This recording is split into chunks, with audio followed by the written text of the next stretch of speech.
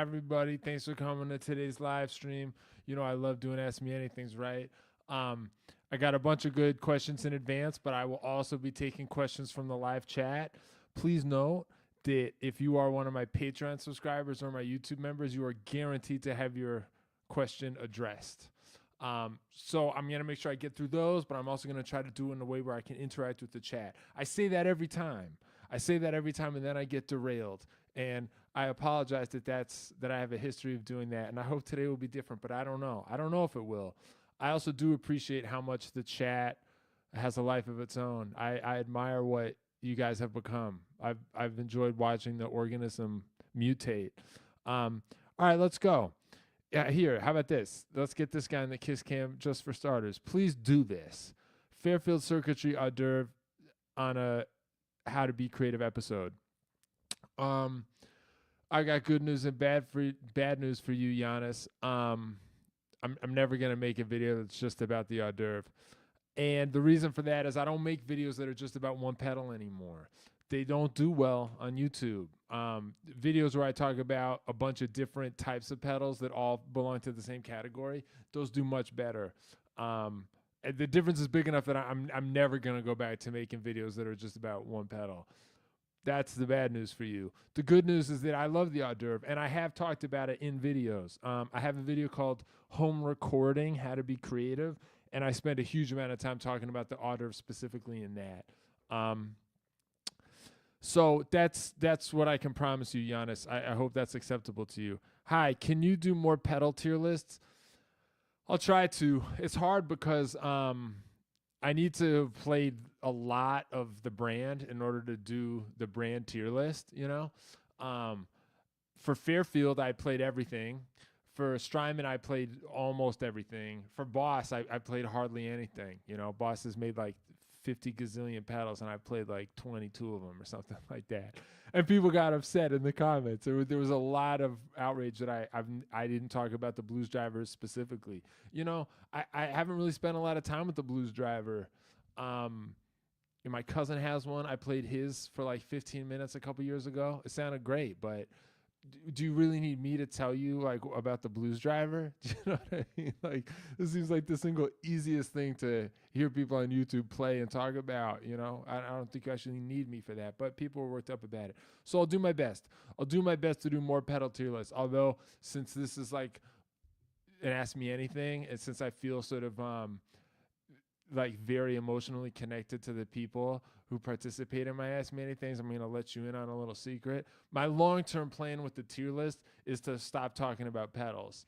You know, like at some point this year, I'm going to make a tier list video that's just like every Van Halen album, you know, and then from there, it's going to be like the Terminator movies. And like, I'm not going to look back. In fact, I'll even say this, like my long-term goal with the entire YouTube channel is to stop talking about pedals at some point. You know what I mean? Like, I don't think we're there yet, but I think a lot of people who watch my videos have like started to figure out that like the pedals is like kind of the tiniest part of it. Are you still using the old big box Blue Sky and Timeline, or have you moved on to the new versions? I'm not aware of a new version of the Timeline yet, so I still use my Timeline. Um, I sold all my Blue Skies and the Blue Sky MX and the Big Sky and all those Strymon ones for reasons I talk about in the Strymon tier list. Is hybrid pedalboard setup more practical than stomp boxes only multi effects? My man, you know, only you can answer practical questions like this by doing it. You know, book 2 gigs and do one with the first pedal board you're asking about and do the other one with the second pedal board you're asking about, and then ask yourself which of those 2 gigs was better. I promise you that doing that is gonna like improve your life in many ways. Like, you're gonna understand the issues better, you're gonna believe the answer better, other shit's gonna happen good because you played 2 gigs. Like, asking me about this is like the lowest possible level of confronting this issue. You know what I mean? Like, don't ask anybody about that. Just like get out there and do it.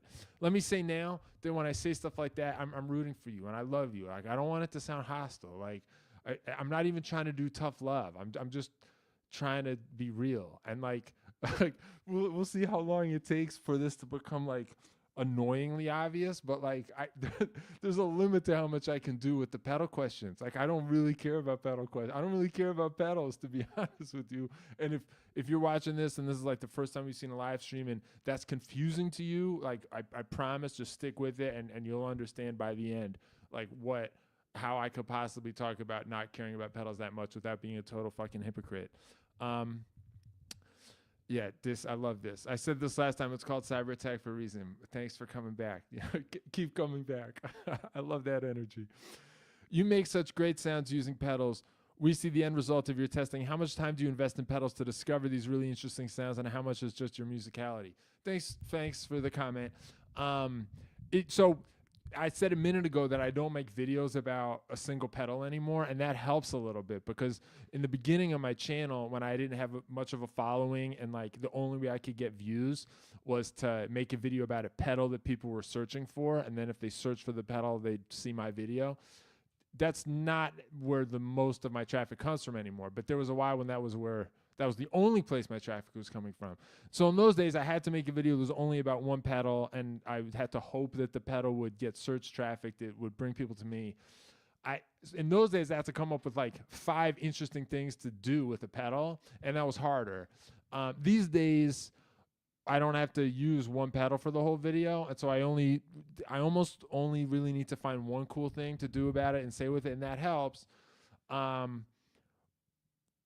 You know, the answer I want to give you, though, you say how much is just your musicality. Like, I don't want to like flatter myself or seem like a jerk, but I do think that's like most of it. You know, I don't think I'm the most talented person in the world, though. I think anybody else's musicality could also take them as far as it's taking me. You just have to invest in your musicality and not invest in like, well, maybe I should switch pedals or maybe I should switch pedal boards. This is kind of what I was talking about a second ago with the other guy's question. Just to give you some example, very few of the little songs in my pedal videos are things that I just made up right then and there. It's very rare for that to be what it is, just a random thing I made up for that video. 99% of the songs you're hearing in my pedal videos are one of two things. A demo of a song I'm working on because I'm working on it for my next album, or it's like a song that I'm actually writing and I'm trying to figure out what if it goes like this, what if it goes like that. I use the pedal videos as ways to force myself to come up with little sketches of material I'm trying to develop to, you know, see how cool I can make that material. So it's like part of my writing process. And then I would say that's about half of it. And then the other half is songs I'm covering. And in the video description of any of my pedal videos, there's a link to a Google spreadsheet I keep where I tell you in every single YouTube video I've made, these are all the songs I'm covering, and these are the ones that are songs I'm writing. And if you look at all the different songs I'm covering, you know, it's like a diverse list. I actually don't think it's diverse, but it's diverse in the sense that like Frankie Valli's on there and Slayer is on there. Like in my world, like Slayer and Frankie Valli coexist. You know what I mean? And like Lizzo is on there, and like, you know, jazz standards from 70 years ago are on there. And what I'm trying to say here is that like I really try to listen to music in like pretty total terms, or like I'm not just trying to be sort of like, well, I'm a metalhead and I need to cover my denim jacket in patches, and I need to listen to enough different metal bands to be able to have enough different cool patches to cover the back of my denim jacket. Now, I do consider myself a metalhead, and I do love what denim jackets look like when they're covered in metal band patches. I think that's a beautiful thing, and I like that. But I think that's cool, and that's like a small part of what we're doing here. Like the excitement you get from being a geek and from being like a metalhead and a fan, like that's real. That's a cool thing, but that's like a small part of the work. And the rest of the work is like you should be able to listen to anything and figure out what's cool about it. My favorite radio station is CBS FM because I think they play the widest range of stuff, and it's all stuff that I like. And as I've gotten older, I've noticed CBS FM is like also expanded. So like Hit Me Baby One More Time by Britney Spears is like now played on the same station that was playing what was called golden oldies in my childhood. You know, that freaks some people out, you know, because it means like we're aging, and like the people who are freaked out by that are entering a certain phase of life, and like it made me blink a couple times the first time I heard Britney Spears on CBS FM. But I'm cool with it. I'm cool with it, and I'm also cool with "Hit Me, Baby, One More Time." I like some Britney Spears songs. I like that song. I think that song has there are things I like about it. I like her. I like the way Britney Spears is sort of like turned this like insane, sexy baby voice into a thing. Like it sounds disturbing. It's if you described it to me, I would say like I don't like that at all. Like sexy baby is not like don't get that anywhere near me. So as these words are coming out of my mouth, you know, I am horrified. But there is something about the way Britney Spears turned her the vocal character she has into this recurring character that we know is Britney Spears. You guys know what I mean, right? Where she's like, baby, baby. Like she does like the female version of that. You know, there's something about it that gets me. And like I kind of like that she just like stuck with it, you know? And Hit Me Baby One More Time has a cool reharm, like 2/3 of the way through. They like go back to the chorus, but it's like now it's been reharmed. You know, it's not the worst song in the world. I'm okay that it's on the Golden Oldie station. Okay, so this is what it's like when I answer one question, by the way. So, like, for the people who are typing stuff in the chat and, like, hoping I get to you, I hope I get to you, too. I'm really hoping I get to you. But this is what it's like when I answer one question. So who really knows? The only guaranteed way to make sure I get to you is to sign up for my Patreon or my YouTube membership. Because I think I've answered, like, 1.5 questions so far. But that's just what this is like. That's just what we're going to do. Oh, also, I forgot to say the thing I wanted to say at the beginning was that I got my faucet water. Remember this from last time when I said I was going to turn my whole thing into drinking faucet water? Well, you might be wondering what faucet water is and what's the big deal, and is faucet water right for you? And I'm going to address that right now.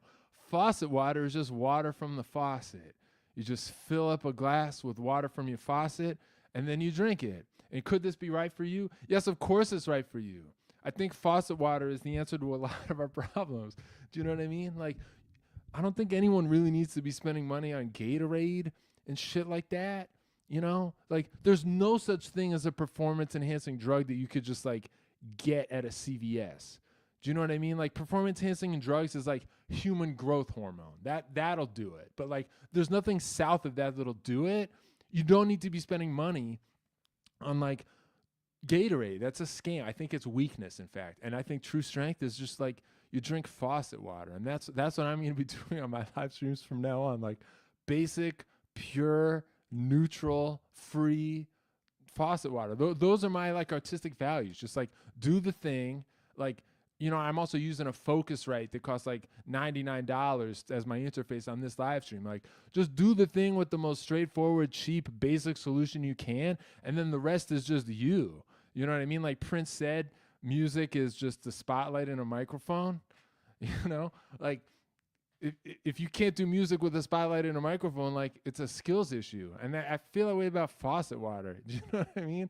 So anyway, I'll be drinking faucet water on this live stream and every live stream. Now, for some of my hardcore fans who saw some of my earliest videos about Tropicana Pure Premium Orange Juice Low Acid, you guys might be thinking, what the fuck right now, right? My whole YouTube channel started because I had some stuff I had to say about a certain type of orange juice, specifically Tropicana orange juice that's made with low acid. So what right do I have to say all you need is faucet water when you know, my original message was Tropicana Pure Premium Orange Juice Low Acid all the time. I just like to clarify this briefly, and then we'll go back to everything else because I know nobody really wants me to keep talking about this. You don't want to be drinking the Pure Premium Orange Juice Low Acid all the time. That's an extravagance. You know, I see that as like smoking a cigar. You know, I think it's okay to smoke a cigar sometimes, but it's bad for you if you do it too much. So I would say, like, choose to drink low acid Tropicana orange juice with the same forbearance that you would choose to smoke a cigar. And the rest of the time, it's just faucet water. It's going to be you and me drinking faucet water, babe. All right. Look at this. He sold out for Big Faucet. That's really good. That's really good. That's really good. Simple Basic. from the guy who said anything less than 100% wet is weakness. Yeah, hi Aaron, thank you. I'm not sure if you're. It's actually, this is like an example of like horseshoe theory. I genuinely can't tell if you're like good naturedly pointing out a way in which I'm contradicting myself, or in which you're pointing out a way in that like everything I ever say is like completely consistent. I think it's that. I don't see any contradiction between faucet water and anything less than 100% is pure weakness. But if this is a got you that I'm not getting, please revise and resubmit, because I want the got yous to land. You know what I mean? This is I don't I believe in a fair fight. I'll put it that way. Fragile masculinity, faucet water. That's funny too. I think spending money on Gatorade is fragile masculinity. That's what I think the fragile thing is. Do you know what I mean? You think Rocky was drinking Gatorade? You know what I mean? You just like wake up at 5 a.m. and go running and drink some faucet water. Like that's the way you do it. I think like walking into a GNC and being like, what can you do for a guy who's moved past Gatorade? Like that to me is the self-deluded fragile man. But maybe you're seeing something I'm not. Look at this guy, Jeremy Anderson. I drink faucet water already. Dude, I know you do. First of all, Anderson, great last name. Second of all, you and me are like this, dude. You and me are like this. You've been to these live streams before. Okay. I feel like I abandoned I was trying to help the last guy with the last question. And I forgot what I was talking about there. So you're on your own now. Let's go to Liminal Heiress. Do you ever feel scared to create? I feel like I have this whole production setup that I've spent all this money on, but a lot of the times I feel I can't even bring myself to use it. Yes, I know what you're saying. I know, let's spend a lot of time on this. Sometimes I try to like let people know like this is a bad time to submit questions in the chat like right now, because I'm not going to be looking at them, because I'm going to be giving this guy some time and attention. But I'm also going to put a different question I got on the screen from one of my Patreon guys, because this is a nice opportunity for me to get to one of my contractually obligated questions. All right, here we go. Let's go with this. This is from Aaron B., who we heard from a second ago. 5 tips for getting out of a rut, like writer's block, skipping practice, etc. Now, people want 5 tips now. People ask 1 question and they want 5 answers. But that's okay. I'm the guy who said anything less than 100% is weakness. So you better believe I can hang with a question that is like needs a 5-part answer. In fact, I'm going to do one better. This is going to be a 10-part answer, because I actually think writer's block and skipping practice are kind of 2 different problems. I think skipping practice is like a discipline issue, and writer's block is a creativity issue. And I think those have different cures, I think. They're related, but I think they have different cures, and I have the very precise instructions for both of them. Liminal Heiress, I hope what I'm about to say can also sort of help you too, and anyone else who might be watching. Let's start with skipping practice. Right, I think this is a discipline thing, and I think I'm just going to tell you how I sort of like try to foster discipline in myself, and how I try to do things that just sort of require the grind. Like practicing when you don't want to practice, or practicing after you've been skipping practice and you feel bad about it. You're going to see this is a little bit connected to the faucet water lifestyle in a second. I think what you got to do is like, there's this little trick you can do that makes starting over again like kind of great and okay, which is that like, just say to yourself, like, I haven't done this thing that requires discipline in a while, and now I'm going to do it again, and it's going to suck because I haven't done it in a while. So it's like the first day back feeling, It's like when you go running and you haven't gone running in a long time. It sucks, but it's actually great, because all you really need to do is just like restart. You know what I mean? Like take all the pressure off. Like you don't have to be as good at this as the last time you were. You don't have to be as fancy as you were the last time you were doing the discipline thing. All you have to do is just like show up on day 1 and be out of shape, but you showed up. You know what I mean? I call that the day 1 vibe. And I think the day 1 vibe is great, because you don't need to be good at it. You just need to do it. You know what I mean? You can sort of like forgive yourself, or like, I'm telling you, you can forgive yourself because you did the day 1 thing. And starting over again, no matter how many times you've No matter how many times you work the steps and now you're back at step one is a good place to be. And doing step one counts for a lot. So when it's day one again, you just start to develop an appetite for day one and week one and month one. Like the feeling that you're just like, I'm back to this shit and I wish it hadn't taken me so long to get back, but I'm here now. Like you can flip the guilt and the negativity to positivity pretty easily in the early days, I think, by just saying like, look, I'm doing this. And then the other thing here is like, I'm assuming you can get fired up a little bit anytime you feel like your life resembles the training montage in a movie. If that's not something you can like get hyped up from, I don't think anything I could possibly say is going to reach you. Do you know what I mean? Like, I feel like training montages in movies are incredible, and like anytime you see one, it's like amazing. And if that just has like no effect on you, then like you've got bigger problems than I can solve. Do you know what I mean? Like I'm rooting for you, but like anyone who's not touched by a training montage in a movie, like it's time for you to seek professional help. Okay, I don't know what your problem is. It's like aliens. It's literally impossible for me to understand who you are as a person and like what is missing from you. So I'm just going to assume like that's not today's problem. So here's what you got to do. You got to like the day one vibe where like it sucks, but you're doing this again. This is just the beginning of your training montage, If it helps to wake up at 5 a.m. and do it.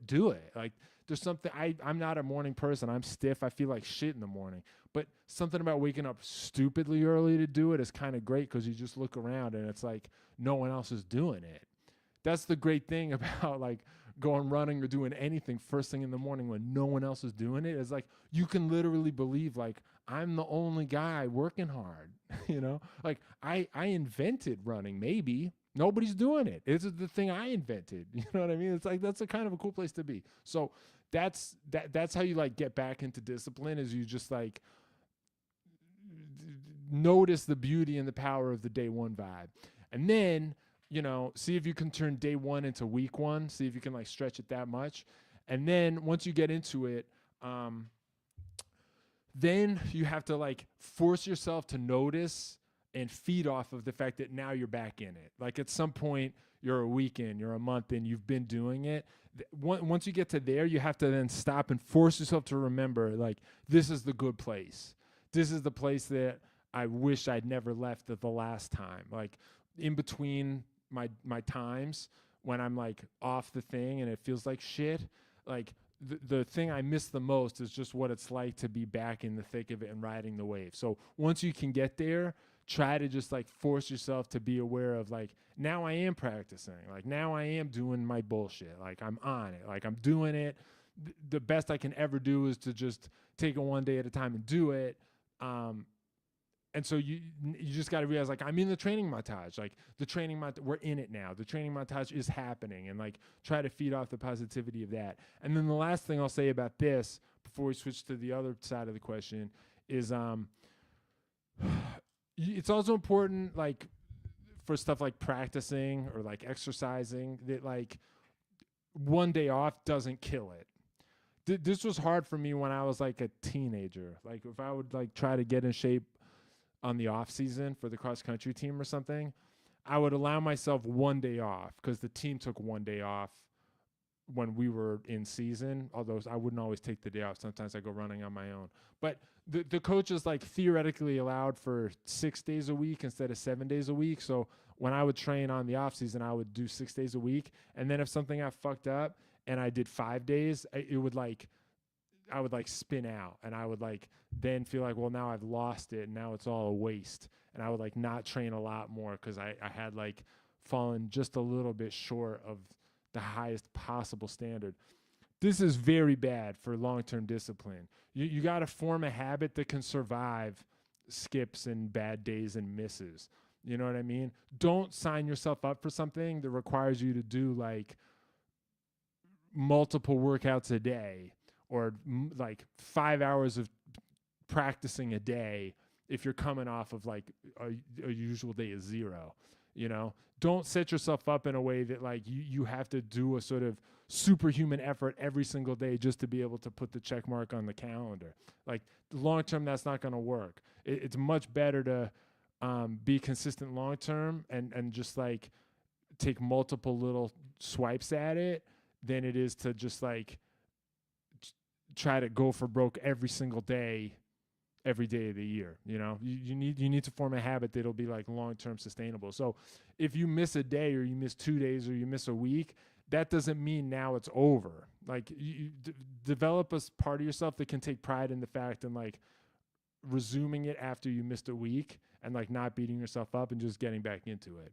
Okay, that's how I think you should approach issues like skipping practice, which I see as like a discipline thing. Now we're going to switch to the other side of this, which was the writer's block side, which I see as a creativity issue. Okay, so when it comes to creativity, I'm going to do this in the form of 5 pro tips. Pro tip number 1 is I think physical activity helps. You know, just like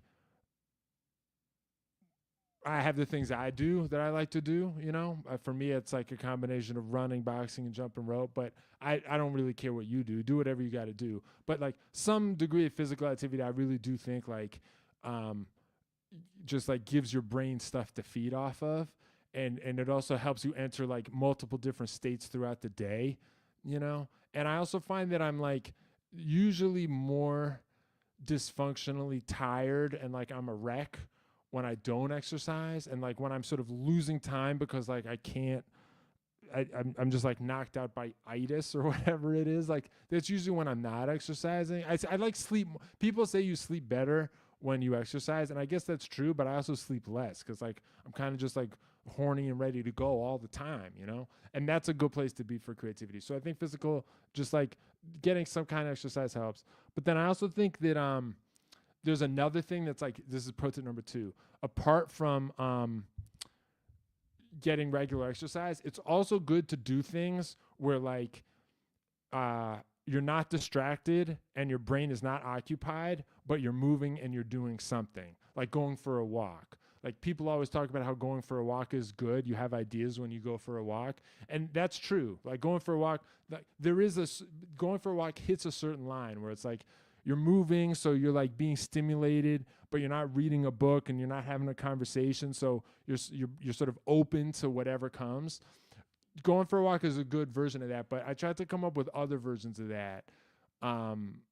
Taking a shower can be one, like a nice long shower. And then for me, my favorite one actually is to ride the subway and not read anything and not look at my phone. Now, there's some other advantages to riding the subway that way, I would say, which would be that, you know, you're just sort of alert and ready to perform emergency self-care as needed. But if you live in a city where if you don't live in a city, you don't have a subway or whatever, try to think of something that's like that. I like riding the subway where I'm just sitting there looking around thinking about shit. Sometimes I'm given something sort of upsetting to think about, but those times aside, there is something about just sort of like sitting there alert on standby, like waiting to get something. I think that's also like part of being creative is that like you gotta just sort of like stick the antenna up. You gotta be like in a position to receive, you know? Okay, then that brings me to number 3, which is schedule attempts to be creative and then force yourself to do it. There's a book Norman Mailer wrote about writing, and one of the things he says is that like a lot of the ideas come from the subconscious, and there's like very little we can know about the subconscious. But one thing he believed was that like you have to prove to your own subconscious that you're trustworthy. You have to like demonstrate to your subconscious that you're like going to listen.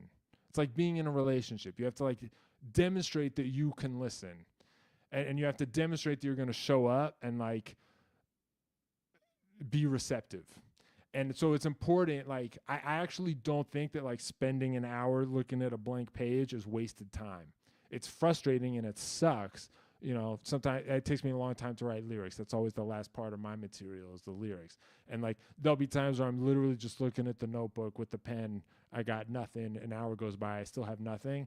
I'm not saying that's cool. I love that, but it is important. And just simply like demonstrating to yourself that like that's how dedicated to this you are. That you're like willing to endure an hour, 2 hours, 3 hours of like blank page fever. That's the kind of shit Norman Mailer believed would then like persuade your subconscious that you are like a trustworthy vessel, and then it'll give you something. So other stuff I used to do would be I would like look up some motel that was like 2 hours away, and then I would like stay in a motel for a weekend by myself, not bring a computer. This was also when I had a flip phone. I had a flip phone until 2018. I was like a holdout for a while. I would spend so up until 2018, I would like do this shit where I'd go to a motel, just bring a guitar and a notebook, no computer, no bullshit, and I would just like, eat dinner at the nearest gas station and then go back to the motel and like try to finish whatever I was working on. And I did a couple of those where by the end of the weekend I hadn't finished the thing, and I was like, oh, I'm such an asshole. Like I just spent this whole weekend trying to finish the thing and I didn't finish the thing, and I literally couldn't finish the thing with nothing else in front of me, just trying to do the thing. But then sometimes after that, like a week later, you'll get the idea afterward. There's a song on my first album called I Know the Feeling, which I think is one of my better songs. That might be my favorite song on my first album. It's called I Know the Feeling. That song came to me a week after I just done one of my like motel ordeals where I was like trying to write material, trying to come up with songs, trying to get stuff lined up before I went to the studio. And I left the motel being like, I'm not sure I got anything this time. And then like a couple days later, the melodies, the words, the whole thing, it all sort of came together. And I assumed that was one of those times where I'd like, by doing the hard work, I'd like earned a little blast of inspiration, So make sure you like schedule your attempts and force yourself to do it. That's pro tip number 3. Okay, pro tip number 4 is something my boxing trainer says, which is we delete most of what we experience. You're experiencing shit all the time, and like in order to be able to handle it, we have to delete most of it. I think that's true. And so one way to approach being creative is like you actually don't have to create, you just have to not delete. There's a bunch of stuff coming at you at all times, and like see if you can just sort of train yourself to like not reject everything immediately. Anytime you have an idea, at least for me, like I've spent a certain amount of time doing music and thinking about shit, and like I feel like I can judge an idea, and I'll have an idea and be like, is that something? And like at this point I can come up with reasons why it's not, and then I'll just be like, yeah, it's not. All right, forget it. Don't do that. You know what I mean? Write the ideas down. Like keep a list of your ideas, like even the half-formed ideas. Like don't get too good at deleting. We have to do it in order to cope, but like now that we've all gotten so good at deleting most of what we experience, see if you can now turn the delete frequency down a little bit and like see what else is getting caught if you just don't instantly throw everything away. And then pro tip number 5 is once you start doing that and you start like writing down your half-formed ideas, at some point, if you have writer's block, you can just try to create something by mashing all your half-formed ideas together. You don't have to create something from scratch. You just have to like surgically bullshit your stuff together into one thing, and you can create something from all your little half-formed ideas. Those aren't always the best things, but it's better than nothing. And the more half-formed ideas you have, the more likely you're gonna get a match. If you've got like 99 half-formed ideas, there's a good chance that like out of those 99, 2 of them might fit together in a way that's like, oh yeah, that is how that should go. So that can be good too. All right, so that's my that's my answer to that, Aaron. I hope that helps you. And who's the other guy? Liminal Heiress. Liminal Heiress is like a very like cyber attack live stream username. I'm sorry to define your entire identity in terms of me. That's like very arrogant and disgusting. But like, there's something about liminal Eris where I'm like, yeah, of course that guy's on my live stream. Like, I feel like I know liminal Eris. But let me just say again, I understand that liminal Eris has his own identity or her own identity, and it's not just they're not just things that exist for my live stream. I would never mean to imply that. Okay, cool. Let's keep going. All right. Here I got a couple questions from Rob Soft. He was one of my look at Aaron. Thanks for the protest. I'm writing this shit down. Spoken like a true student. I appreciate that. And I appreciate Aaron, I appreciate your writing down this. It's it's very good. Okay. Did you start on piano? You mean because of this thing back here? Wait, let me point to there. You mean because of this? Did I start on piano? That's funny to me. That's like how kids in elementary school talk. You know what I mean? Like, my parents started me on piano. I started on piano a long time ago, dude. I started taking piano lessons in first grade. I hated it. I was playing piano before I was playing guitar. I had a teacher. I just studied with it for 5 years. You know, I could play like the Prelude in C major, shit like that.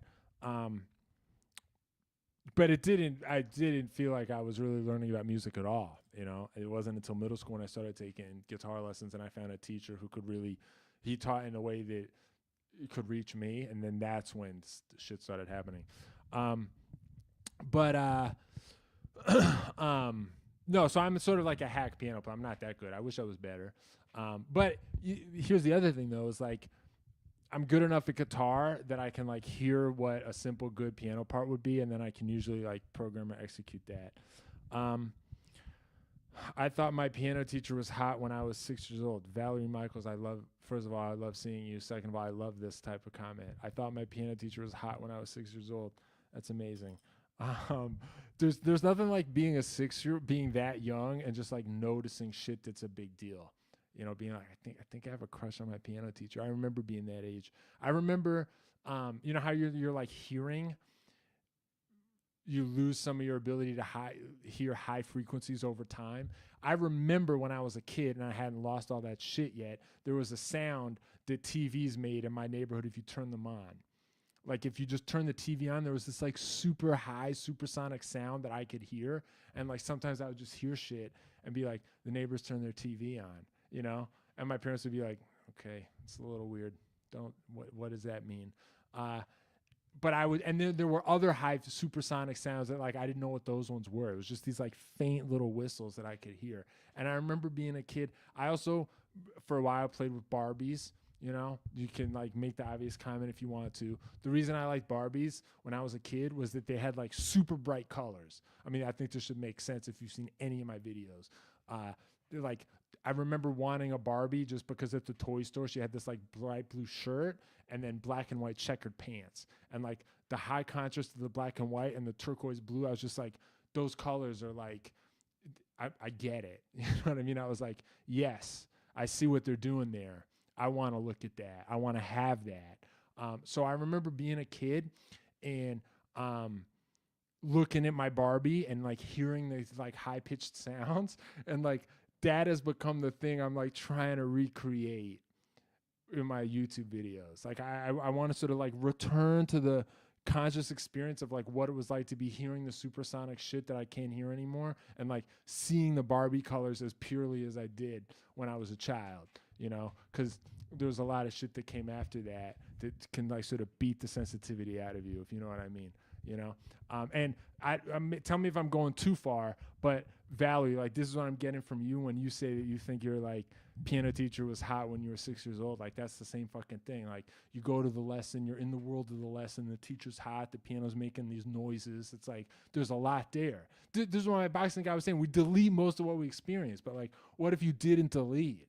What if you didn't delete the full hotness of the piano teacher and like the full spectrum of everything the piano's doing? You know what I mean? Like there's a lot right there. That's what I'm trying to make. I'm trying to make my YouTube videos feel like, what if we didn't delete those things, you know?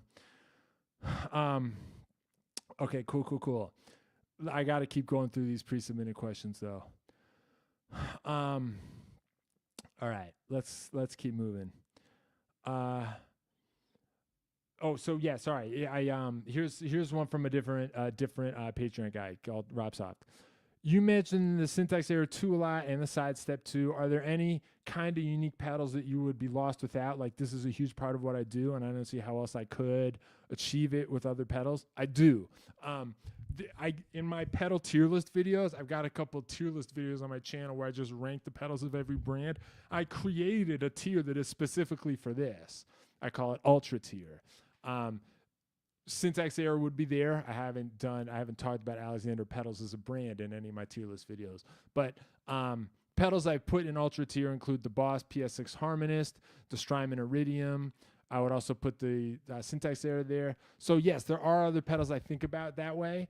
And you sort of just, if you really want to hear what I have to say about those things, the more articulate, more fully formed response is what I said in my tier list videos about this. And then I'm going to take a similar cop-out answer for your next question, Mr. Rob Soft. Not really expecting you to hate or shame anyone directly, but have you ever picked up a pedal and been just completely underwhelmed by it? I spent a long time trying overdrive and distortion pedals before I picked up the Angry Driver, and I reached a point where almost everything became meh. I probably overlooked some gems because I started to get jaded by similar noises. So here too, yes. But if you watch my tier list videos, there's a tier that is pedals I got rid of or sold because like I didn't really have a use for them, and I talk about that freely, you know. So watch any tier list video, and I'll talk about all the pedals I've gotten rid of and why. It's rarely because I thought the pedal just sucked. It's more usually for me. I don't really play a lot of gear that sucks, and I think we're living in an age where like there's not a lot of gear that truly sucks, but depending on what you're trying to do and how you're trying to use it and what your priorities are, some other pedal might be like more optimal for the thing you're trying to do. This is how I feel about gear and music, is that like you and your goals is the only reality, you know. Like gear really doesn't matter. Gear matters like this much. Like the thing that matters is you and like your ambition and your creativity, and like you got to spend as much time as possible confronting that and like trying to decide what that even is, and like closing your eyes and trying to imagine yourself hearing it. You know, those are the things that matter. And then the more clearly you can sort of get that, I think the easier it is to make a decision about whether this gear is doing anything for you or not. Oh, here he is. Rob, what's up, dude? Yeah, okay, I'm glad you appreciate just nothing. There's no bigger relief to me than when one of my Patreon pre-submitted people feels like I did a good job answering their question, because you know, it's not unusual for me to at some point apologize during these live streams for like being hostile. You know, it's never my intention, but I guess sometimes like the way I say things just comes out and it sounds kind of hostile. All right, here's one from a different Patreon guy named James Bacho. Let's give this guy his due. What's the difference between being creative and being advanced? Cool. All right. Just a little backstory here. When I first started making videos, and I was making videos that were about a single pedal, those videos were called The Name of the Pedal, How to Be Advanced. This was in the beginning of when my channel became like, I'm a pedal guy now. I named those videos How to Be Advanced. At the time, I was a little bit thinking, one, I want to show what pedals can do in a way that I think few other people are talking about. Like I sort of wanted to, I had a hunch that like I could make some sounds with certain gear I had that is like was not being widely covered on YouTube. So I wanted to put that out there, one pedal at a time, where I only talk about one pedal and I go super deep. And I also thought that like How to Be Advanced was sort of a provocative title. Like I was always into the thing as a kid where it's like, if the video game has an expert mode, I'd be like, well, what's that? Like, why am I playing normal like an asshole if there's an expert mode? You know, I was always sort of curious to know, or like, I went to guitar camp. I went to a sleepaway guitar camp, National Guitar Workshop, for a couple summers.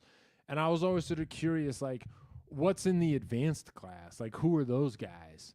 You know, and I was curious about it because I was like, how much better than me are you? But then also I was just sort of curious because, like, what's at the top of the mountain? Like, I was always just curious about that. Same with, like, when I was a kid and there would be, like, the porno mag in the convenience store that's, like, covered up behind the thing, you know?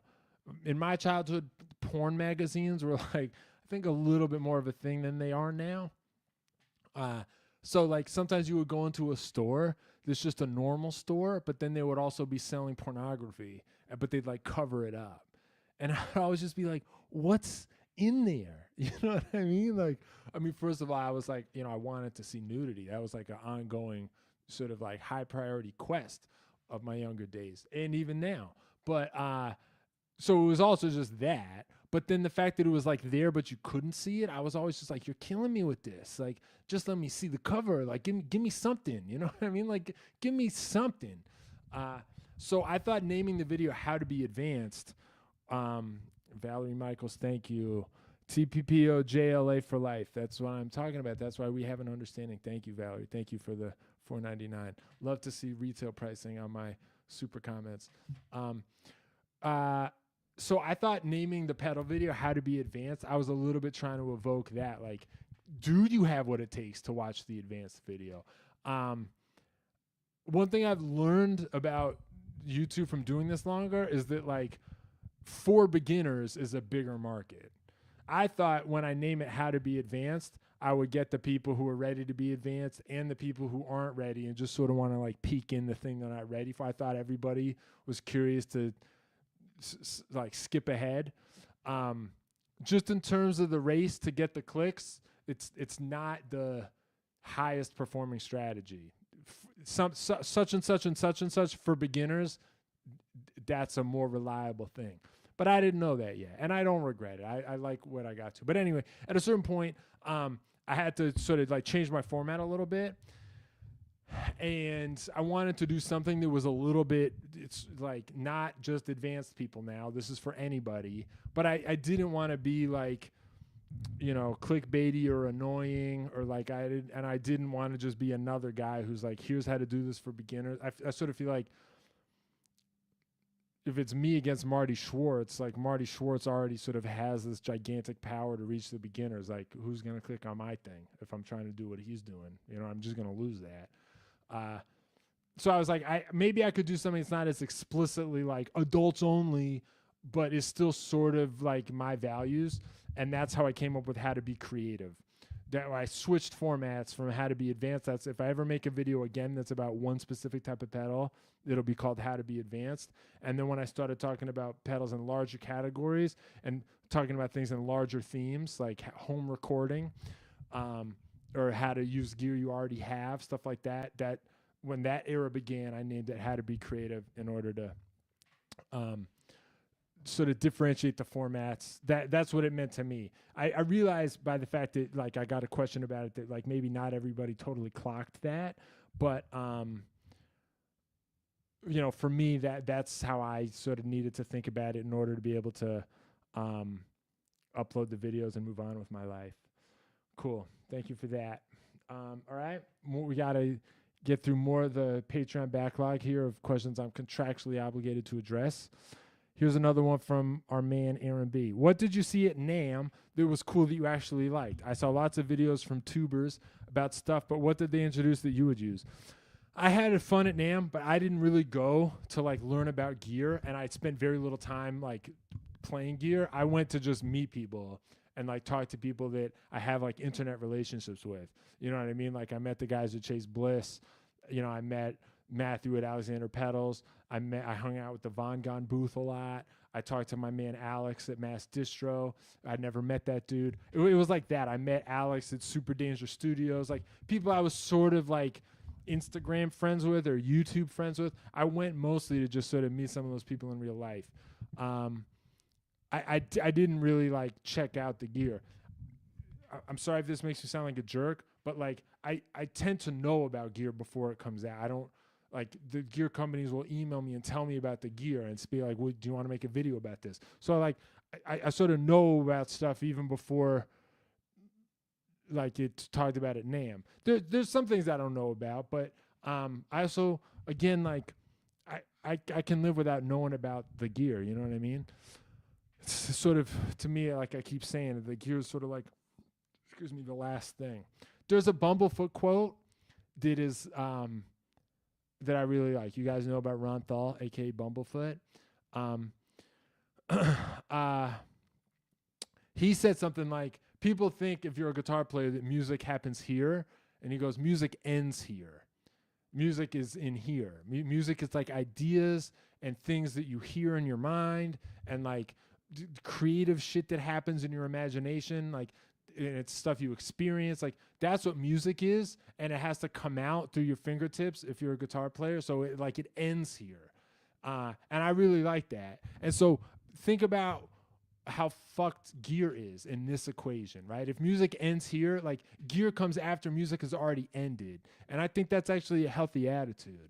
You know what I mean? Like, gear is like the guys that show up after when it's too late. You know what I mean? Like Matt Damon on the Jimmy Kimmel Show. That's what gear is. Like, oh, we're out of time. Sorry. You know what I mean? Like, gear comes after music has already ended. I mean, I don't actually believe that. Like, a lot of times I'll hear a sound that'll inspire something, and the music starts because I got inspired by the gear. That's a real thing. I'm overstating the case, but I think a lot of people would do well, especially people who are like turning to guys on the internet who make pedal videos for advice.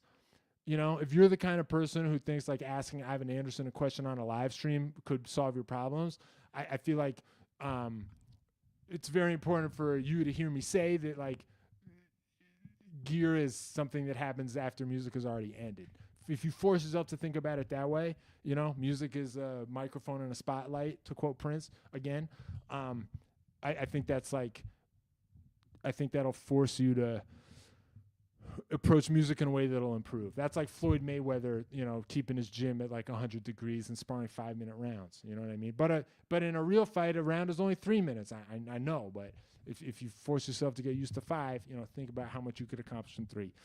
Okay, cool. Here was one from Sam S. This was another pre-submitted question. What type of pedal do you wish Strymon or Boss would put out next, or what features in a new version of their existing pedals would you wish to see? So I had an idea for this, which was that, like, there's a Strymon pedal called the Brig that is sort of like a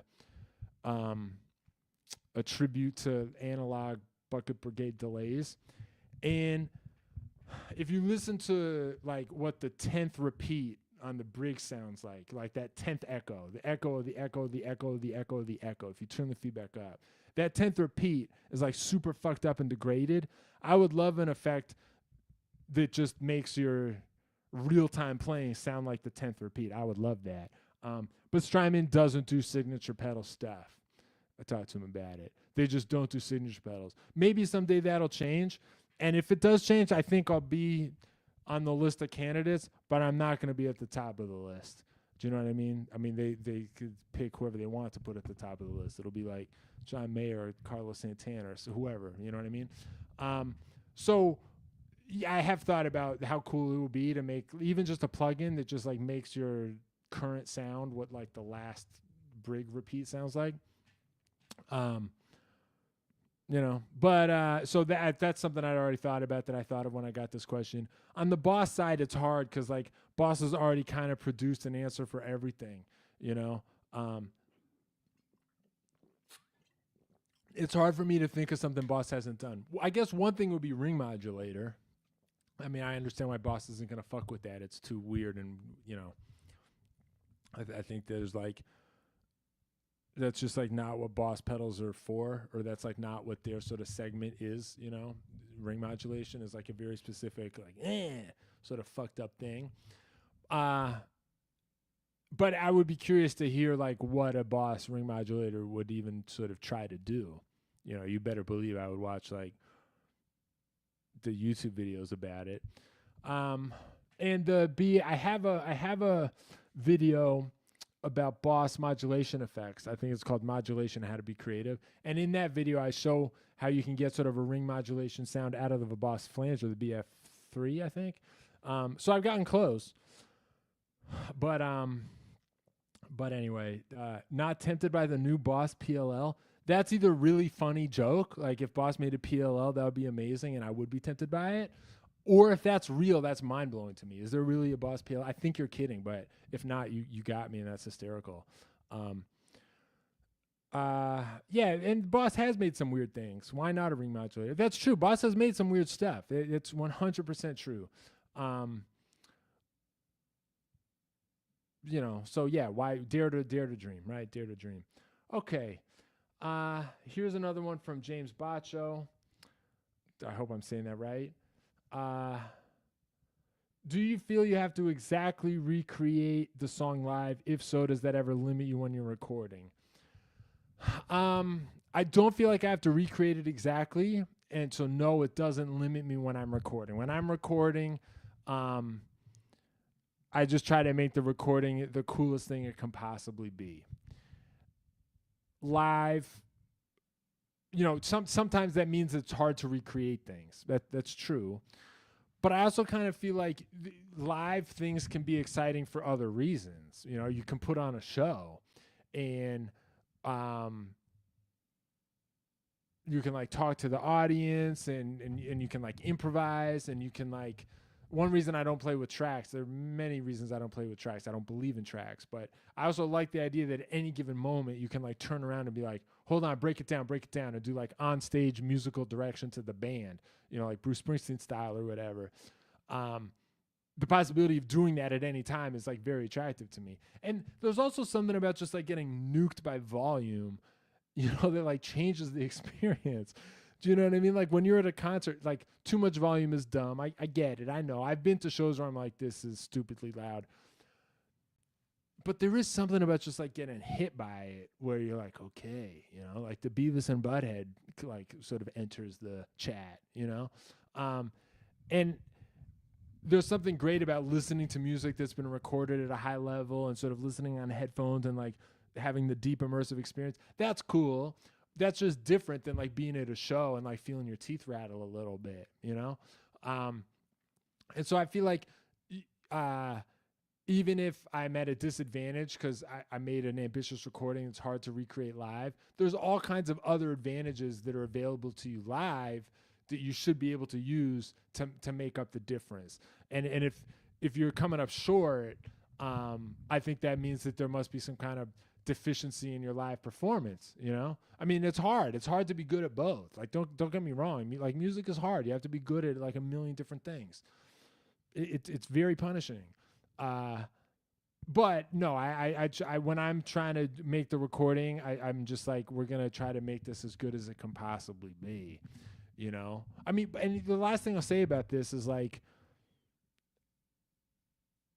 just think for a second about what an unforced error it would be if you could put something cool on a record and then you did not because live it might be an issue. Like, you're going to finish your song and upload it to Spotify where it will live next to Bohemian Rhapsody by Queen. Like, you think you can afford to not make it as good as it could possibly be? Like, that's the crazy thing about digital distribution now, is like, you upload your thing and it coexists with literally the greatest work that has ever been done.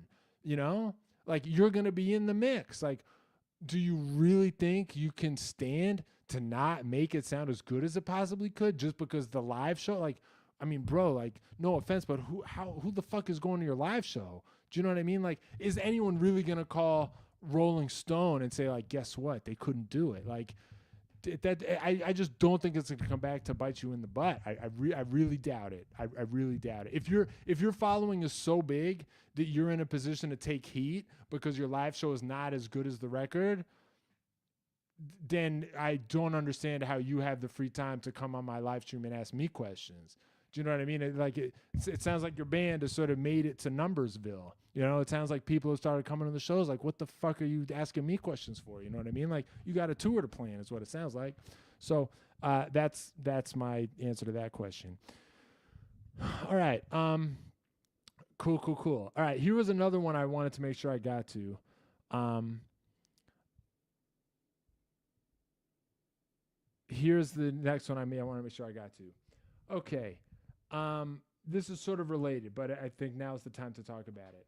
Thoughts on putting a band together versus putting on the best possible show live, from Emma Rossing. Oh, dude, I feel like this is almost pronounceable until like the last 4 letters. Emma Rossig. And then what the fuck happens? I feel like Tim Heidecker and On Cinema at the Cinema right now. Emma Rossignolvd. That was like 80% doable until the end there. I just couldn't read those names.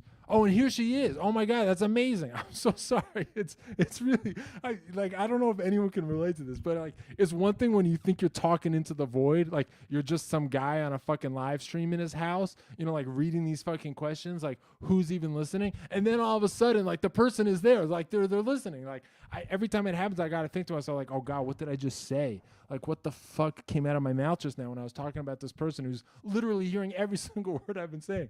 Oh man! All right, I hope I didn't blow it. Got it. Okay, so how come your username is Emma Rossignol, but then I got the question through Instagram as Emma Rossignol VT? I'm not trying to do this as a got you. I hope this doesn't seem antagonistic. I'm just like genuinely curious, like, and which name should I be using here? Like, I have some questions about what your name is and how to say it, and I'm prepared to absorb as much detail as you're willing to give. But let me now, in the meantime, address your question. So, putting together a band versus putting together the best show possible. When I first read this, I thought you were saying, like, do I need a band or should I just perform as me? And now that I'm seeing it on the air, I'm realizing that might not be what you meant at all. But that's how I'm going to answer the question, because that's how I thought about it. Assembling a band for a live show, that's cool, but it works better for certain things and not others. Like, if your material is good, you could just sing it and play it if that's what you're good at and the material is like that. You know what I mean? Like, look up Carole King singing one of her songs at the piano by herself. Like, that's a high level performance. If you can do something like that, do that. A band can be cool too. And some stuff sort of, I think AC/DC songs are perfect and unimprovable, but it would be hard to make those songs sound like they're supposed to sound if you're Carole King playing them by yourself at a piano. Something's getting lost there. The power of the beat, and like the perfection of the riff. So I think you got to ask yourself, like, what kind of material is my material? Is it AC/DC material or Carole King material? And then pick which of those two things you think it is.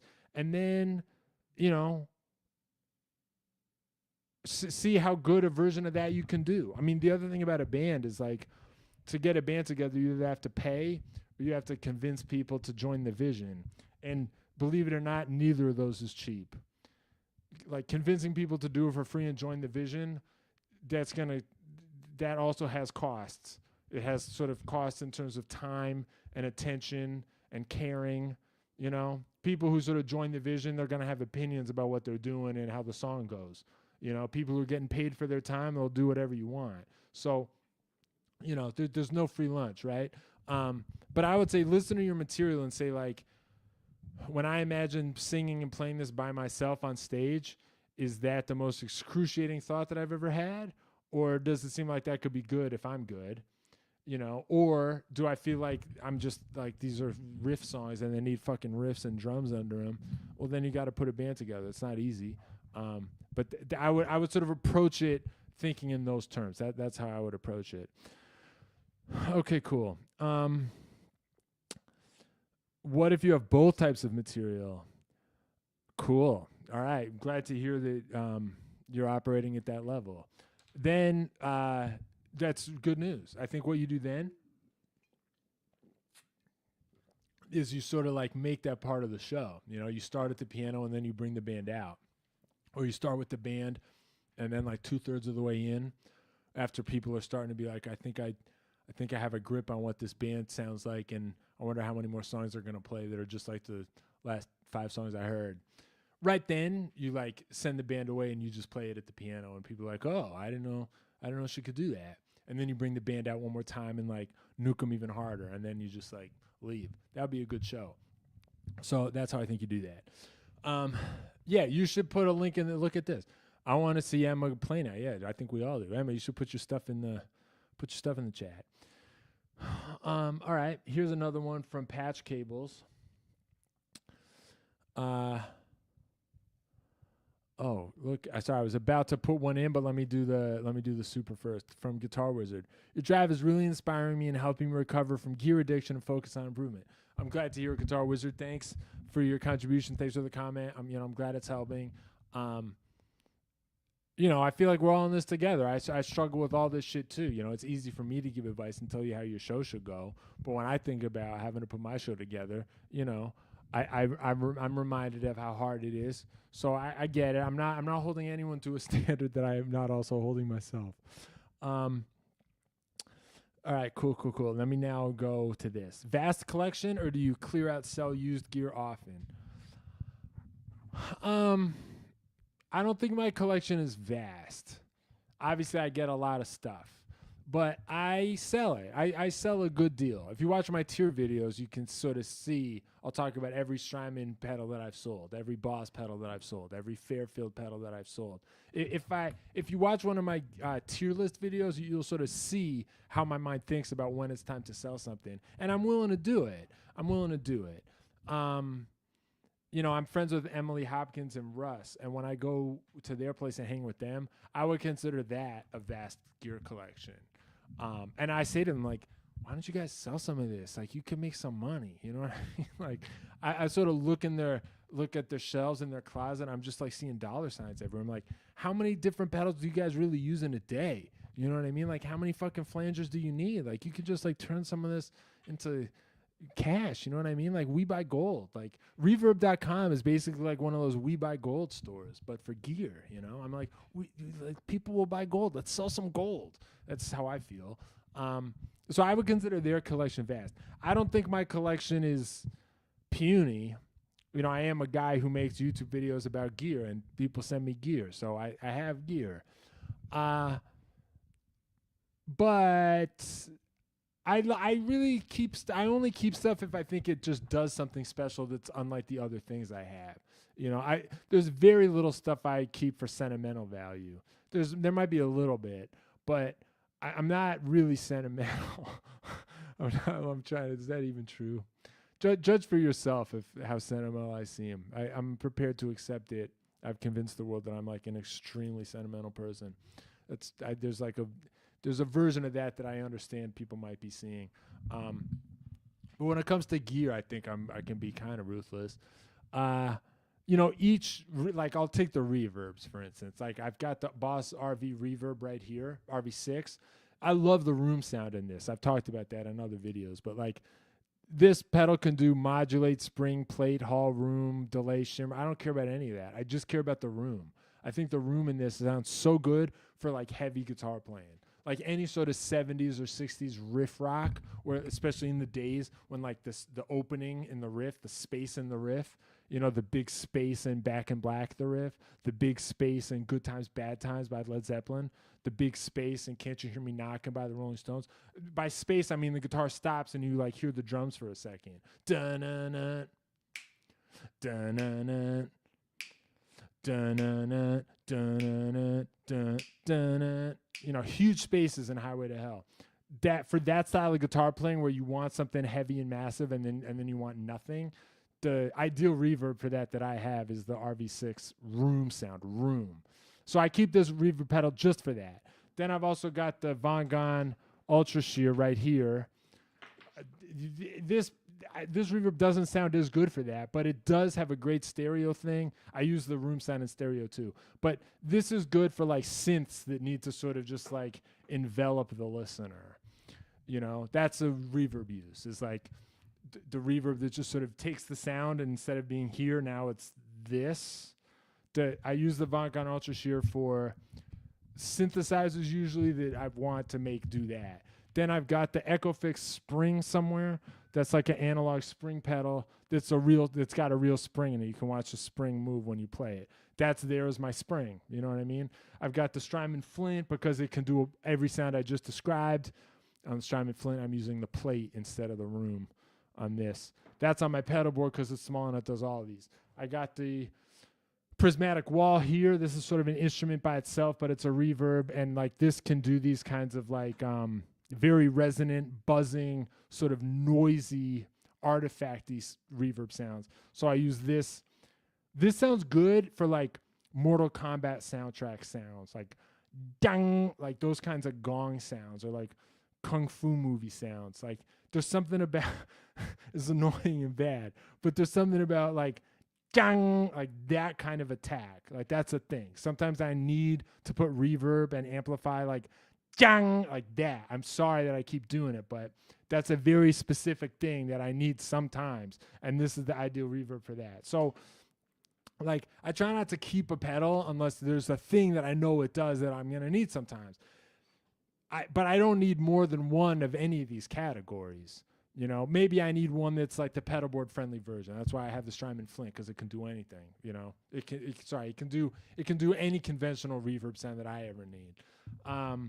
But once I get two of them, I'll just be like, well, I'll just sell the other one. So that's how I approach it. I hope that was informative. Make that noise stinger. Yeah, I should sample it and then just make a song that is that the whole time. What sounds do you need the prismatic wall for? Watch my video, Reverb, How to Be Creative. Pro tip number 5 in that is just like a showcase of the number one thing I use the prismatic wall for. What the fuck is this? Tilt your head the other way. Let your angel side relieve some pressure. I'm a big fan of you. Only want the best for you. I don't trust anyone who ever says I only want the best for you, especially not someone I've only met on the internet. You should just know that. Like, I don't know how many times a day you're telling other people I only want what's best for you, but at least one person in the world like distrusts that sentence completely. And maybe you think that's a me problem, but I just want you to know, like, I don't know how often you say that to people, but I doubt that I'm the only person who thinks that's like kind of a trip.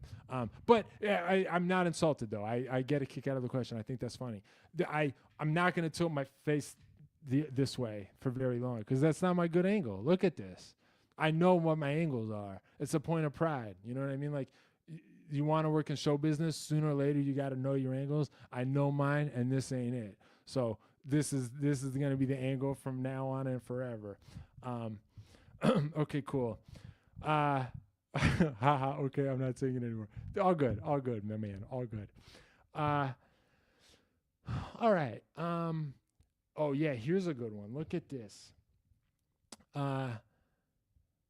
They said angel, not angle. That's true, but I thought we were talking about angles anyway because he said tilt your head the other way. And so I thought angel side was just some sort of like astrology thing that I don't know about. Do you know what I mean? Like, I just assumed everyone has like an angel side and the diabolical side, and he was referring to that kind of shit that's out there that I don't know. You know what I mean? Like, you got your sun sign and your rising and your falling. It's like a lot of shit I don't know about. You know, I'm like high vibration. People talk about raising their vibration a lot. Like, people say a lot of stuff that I don't really understand. I just try to go with it, and I try to zoom in on the part of what they're saying that I do understand, and then respond to that. You know, but that strategy is not infallible. Okay, I'm fucking with the I'm fucking with the diabolical side of these two. Me too. All right. Here's the next question we got to do. Angel side sounds like it should be a death metal band. Yeah, I could do that. But also, though, let's just like pause here for a second. Absolutely, yes. Absolutely, it could be what you said. But I'm actually more interested in hearing the sort of like bittersweet love song called Angel Side. Like, that could be a SZA song. Do you know what I mean? Like Saturn or like Good Days. Like songs in that emotional register. She could do a song called Angel Aside that is like hitting that note that I would probably love. So anyone watching, including SZA, feel free to take that one. Just let me know when the song comes out. Oh, do you favor your right side when you box? We're gonna get to the boxing. There's like a boxing segment coming up, so stick around. Thanks for the question though. All right, cool. Here's the next question from Terrorbird9835. Do you think there's really much value in the old school band stuff, like playing lots of live shows and recording and releasing traditional albums, or even the idea of bands just existing? From Terrorbirds9835. Yeah, I do. I absolutely do. And this is a big one, so I need I need faucet water for a second.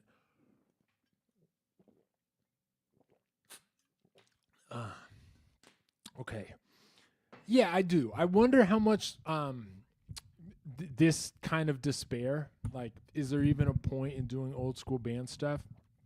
Like, wondering if it's all worthless. I wonder how much of that is a little bit caused by like a tilted perspective due to the fact that rock and roll music was the dominant cultural force for a bunch of decades in a row, and it's now no longer the number one most important thing.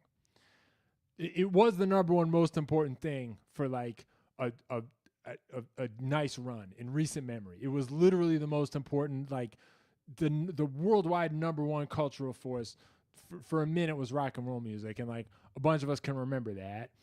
And now it's not number one anymore. And I feel like sometimes people are like, well, if it's not number one, I guess it's zero, isn't it?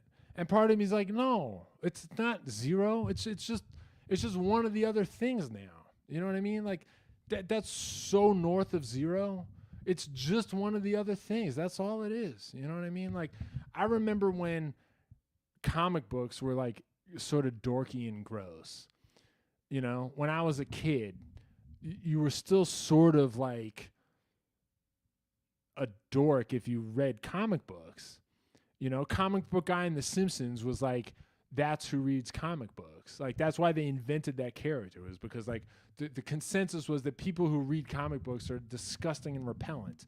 I remember going to Barnes & Noble once with my parents and finding this when I was, like, 14 and seeing this, like, big, huge coffee table book about the Marvel Universe. It was just this book about, like, the Marvel Universe from the beginning to today.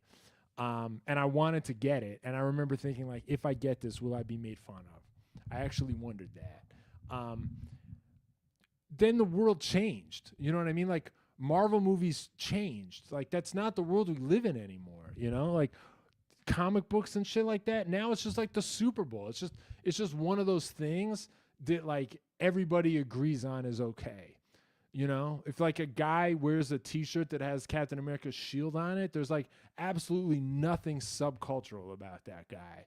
You know what I mean? That's like absolutely normal. It's like a normal thing to do, is to like be into superhero shit now. Now, I'm not complaining about this.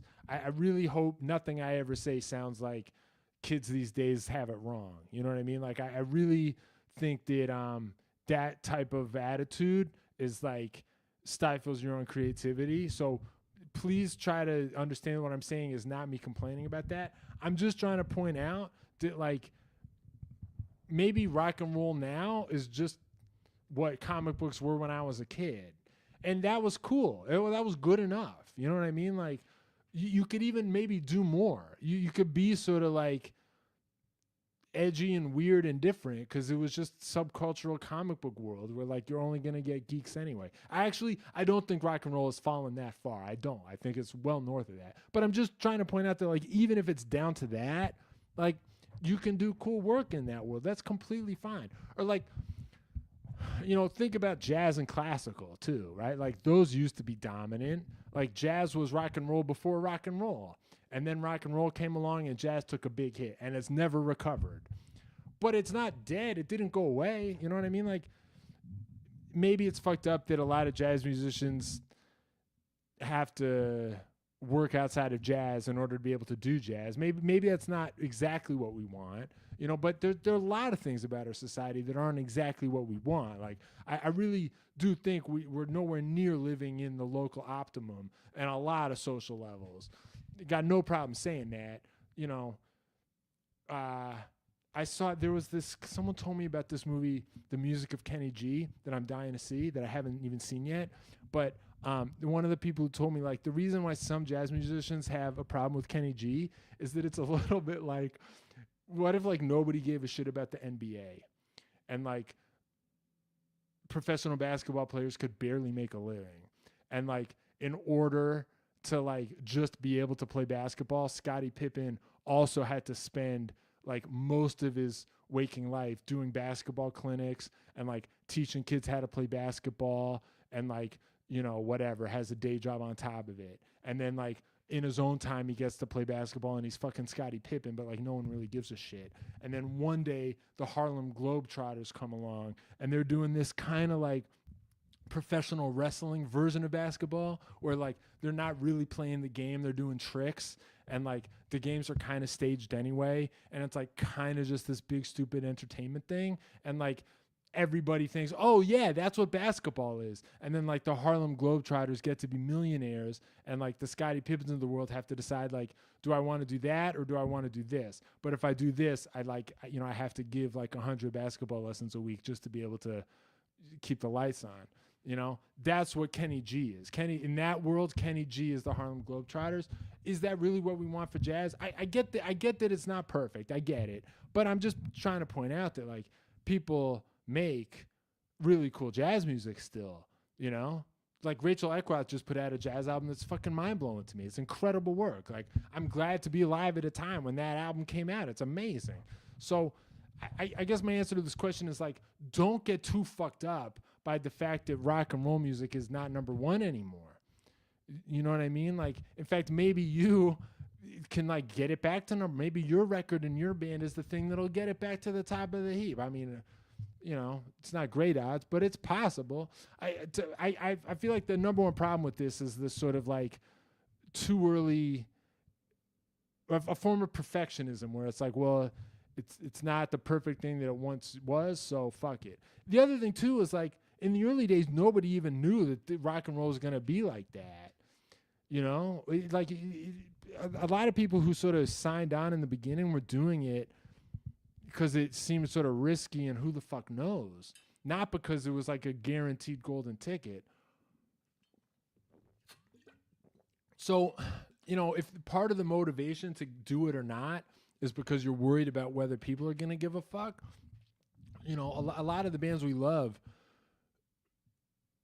didn't really have those kinds of commercial ambitions. So maybe rock and roll being less popular in some ways lowers the stakes and is more inviting to people who are just like willing to take chances and be weird, in which case I think that could be cool. Now, we're still going to have some problems in the sort of commercial marketplace of art. You know, that's still under attack, and I'm worried about that too. But I don't think giving up on whether bands are cool is justified. I don't. That's my answer to that. All right, cool. Let's keep going. Here's one from Tylax.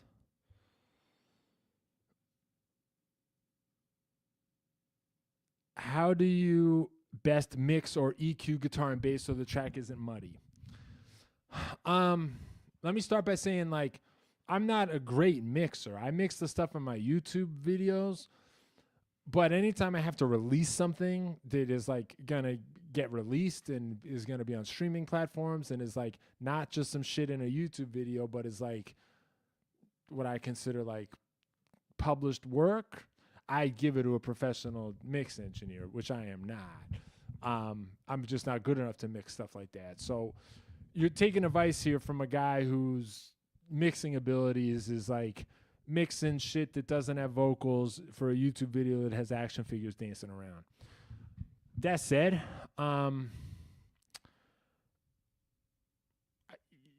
your question, I think, I wonder a little bit if you're asking this question because you've learned enough to know that EQ is a thing and you're supposed to know how to EQ, and like EQ is the difference between good mixes and bad mixes.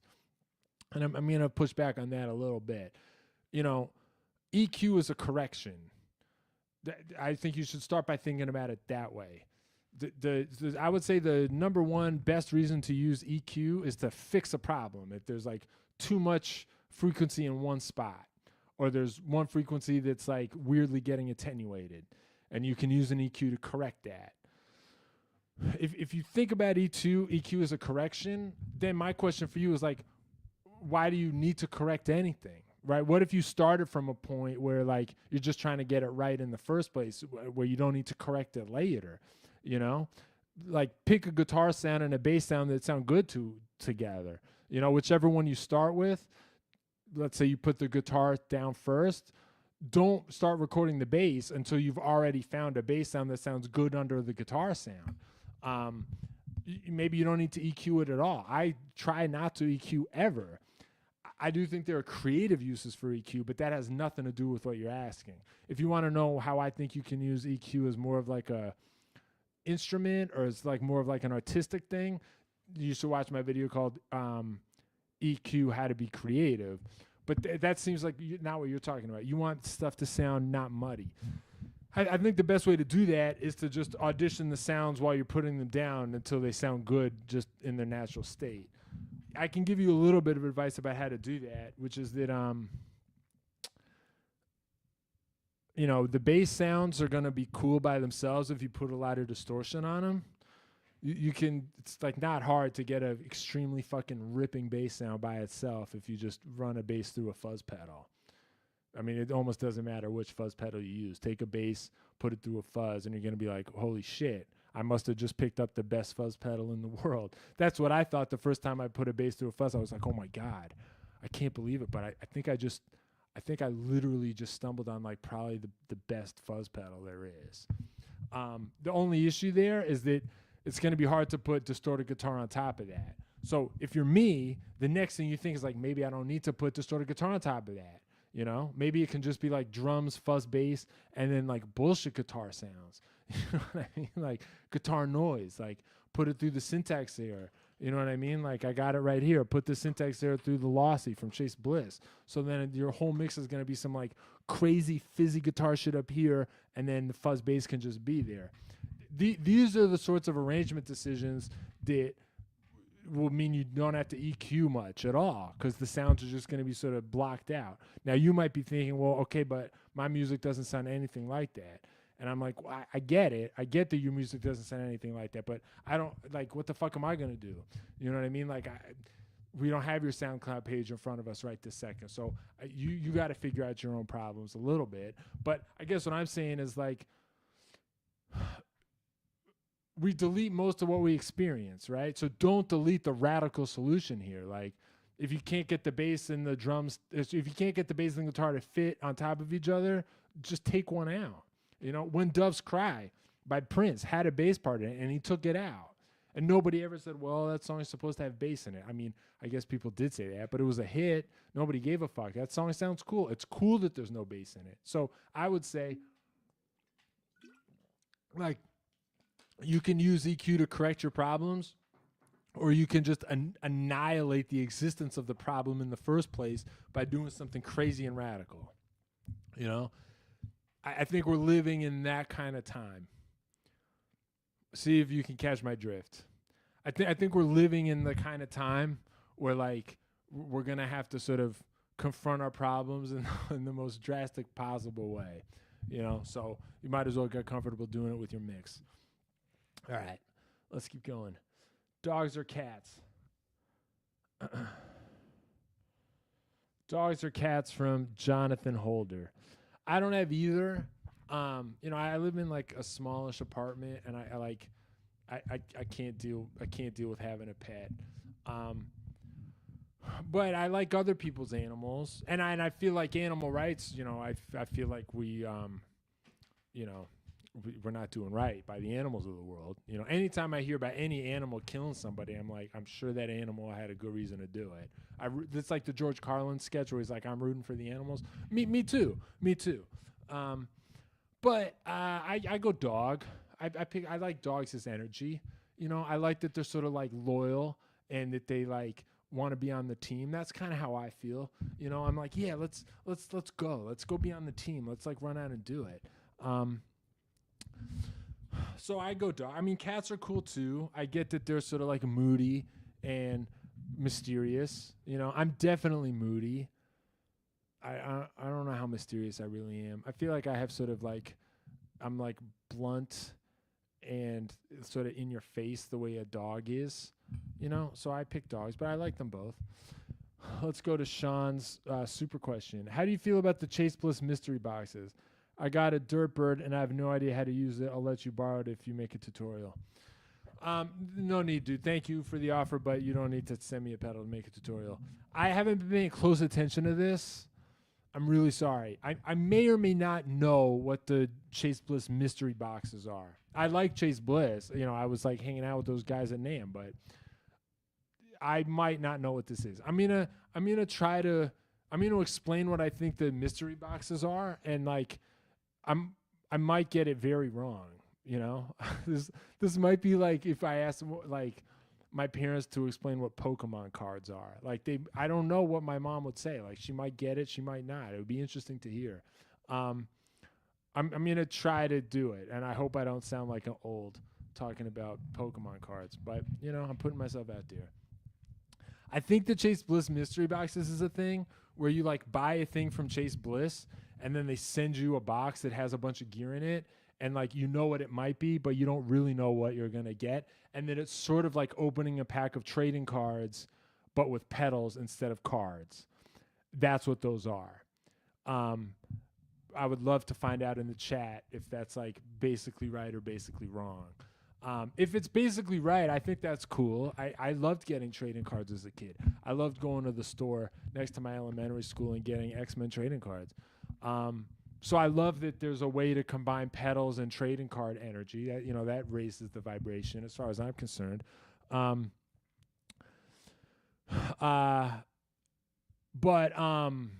you know, I don't really need to like gamble with pedals.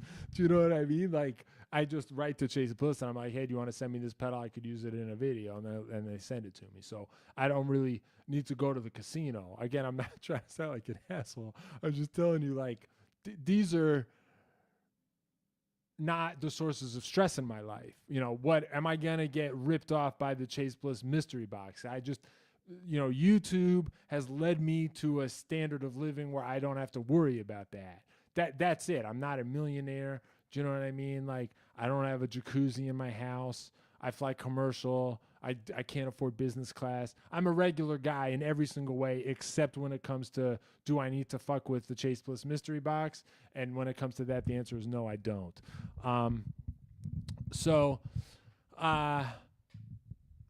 That's how I feel about it. You know, I'm sorry that you're having trouble with the Dirt Bird.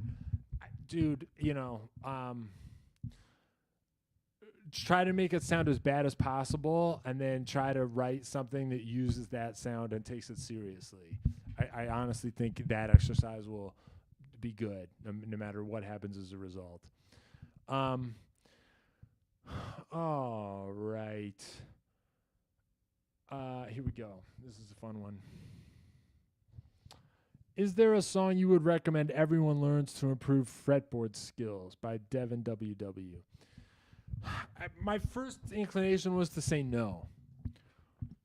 I don't. I think you should just like, there's so much music out there that you should just try to learn the music you think is cool. And don't just learn how to play it, but like try to learn what you like about it. Like learn it, but then try to figure out like what are the things about this that I even like, and then ask yourself if you're also learning those things. Like if you can play along to the record, okay, you're not done yet. You got to be able to make it sound like the things you like, you know? And the more specific you can get, the better this exercise will go. You know, see if you can figure out the part of what you like about it is that the bend vibratos are cool. That would be a great place to get to, because then you can ask yourself if your bend vibratos are cool, you know? See if what you like about it is the artificial harmonics are dead on, right? If we're talking about the riff Cemetery Gates by Pantera, then one of the coolest things about that riff is the how perfect the artificial harmonics are and how consistently he hits them. So if that's what you like about it, well, then make sure that that's the part you're also getting. You know what I mean? I think you can pick any song you want, and if you're able to pay attention to it like this, you'll be able to learn from it and improve. So, you know, what do you need me to tell you what song to pick? But I got this question a couple days ago, so then I thought about it for more. And for the sake of having an answer, I'll pick one, which is that I think everybody should be able to play You Shook Me All Night Long by AC/DC and make it sound good. And the reason I picked that, one, I like that song. I think that's a good song. Two, I think it's maybe sometimes understood as like a suitable choice for the beginner student. You know, like for a while, I don't know if they still do this, but for a while, if you read guitar magazines, there'd be advertisements for these like tab books that'll like tell you how to play bunches of different songs, and they would group the songs as like, you know, beginner rock guitar, and it would be like Nirvana, Ramones, and then there'd be like intermediate rock guitar, and it might be like AC/DC and Enter Sandman, and then it would be like advanced guitar, and that would be Dream Theater. And, you know, on one hand, I understand why a Dream Theater song is harder to play than a Ramones song. I'm not going to deny that. You know, I get it. But there's a part of me that is like, playing anything good is not easy. You know, like the Ramones songs are not easy to play. Nothing is easy to play. I think I talked about this on Ask Me Anything before. Like, nothing is easy to play because you got to play it and make it sound good. It's not enough to play it. It has to sound good. So think of how much has to go right for it to sound good. You have to be in time. You have to be in tune. You have to play with groove. You have to get the tone right. You got to make it sound like that's a song and not just some guy practicing. Like, that's all no joke stuff. Like, the kid who's learning how to play guitar, who like finishes the beginner songbook, like, they may or may not be playing those songs right. You know what I mean? It's not right until it sounds good. So anyway, I think You Shook Me All Night Long would typically be put in the intermediate book. But the reason I pick it is because even after you can play it with the record, there's a bunch of sort of hidden stuff in there you have to be able to make sound good, you know? And there's all kinds of little tests. Like, one thing about that song is that you don't need that much distortion. People think of as AC/DC as being a heavy band, but they weren't using that much distortion. There's not a lot of distortion. It's heavy because there's space, and there's some nice reverb on the space, and the band is fucking tight, and the drums are awesome, and everything is mixed to have its perfect little spot, and the riffs are incredible riffs that sound great, and they're played with a sense of groove and like confidence, and like they're muting when they need to mute, and there's no extraneous bullshit, and they're like, the duration of the notes is awesome. You know, any riff that doesn't have any riff that has space in it also has duration. Like, duration matters. Like, when the note ends is a big part of what makes something sound good or not. And in any riff that has space, you got to end the note at the right moment, and that's not as easy as it sounds. Malcolm Young, especially, his parts, like, they would both be playing a riff, and Malcolm Young's durations would be different, and that would make the two riffs together sound awesome. Like in Girls Got Rhythm, you know, the riff is dun dun ba da da da dun dun dun ba da da da dun dun, and the Angus version doesn't have as much space. The Angus version is dun dun ba da da da dun dun, and that's also the more trebly one, and that's the more forward one. And then Malcolm's version, he's like choking it off, and it's funkier because the durations are shorter. That's the other thing, is short duration is funkier. The Malcolm version is dun dun ba da da dun dun dun ba da da dun, and he's sticking in those little micro gaps. You know, he's shortening the things. Shit like this is happening in every AC/DC song ever.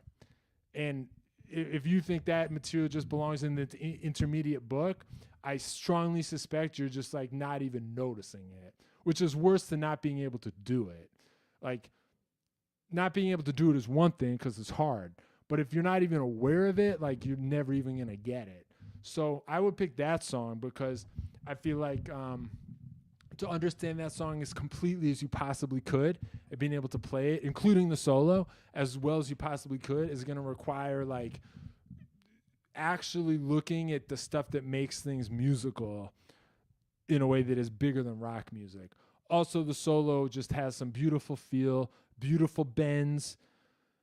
I think it's weird that like rock and blues prioritized bending on the guitar and that like jazz guys don't really do bend vibratos. I think that's kind of bullshit. Like Pat Metheny is one of my favorite musicians of all time, and it's just so bizarre to me that he doesn't do like bend vibratos because that's not a thing in that world. It's like hysterical to me that like this guy who I consider to be like, you know, one of the highest level musicians ever, you know, he doesn't do this.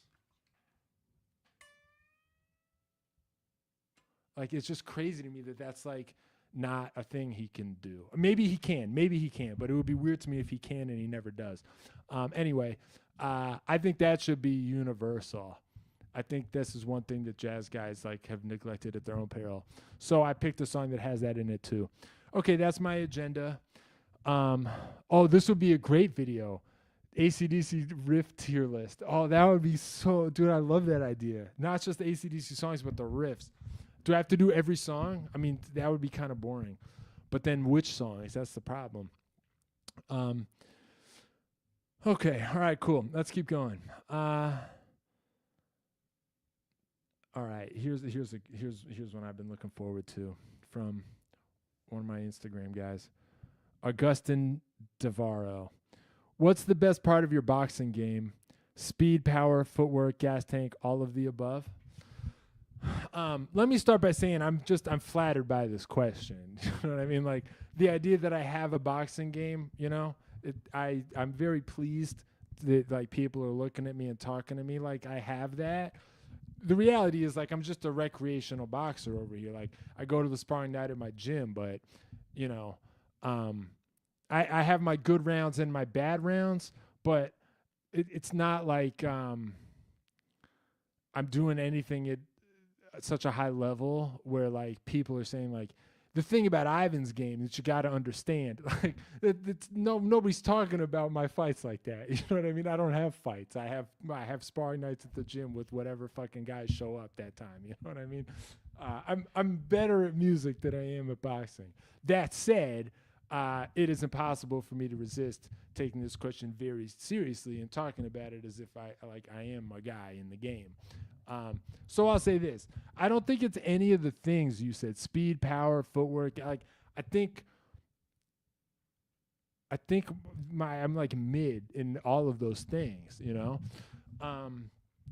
But when I think about like what makes my good rounds good and what are the things that make my bad rounds bad, I think that, I mean, I'm tall. I'm 6'3", you know?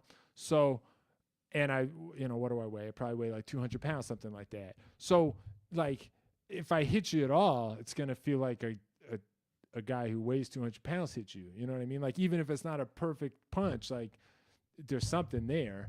You know, there's that. But on the other hand, like, I'm one of the taller guys in my gym, so most of the bad rounds I've ever had have been around shorter guys who got the best of me. That's not a great feeling either. And yet, you know, there's good guys in my gym, so I accept it.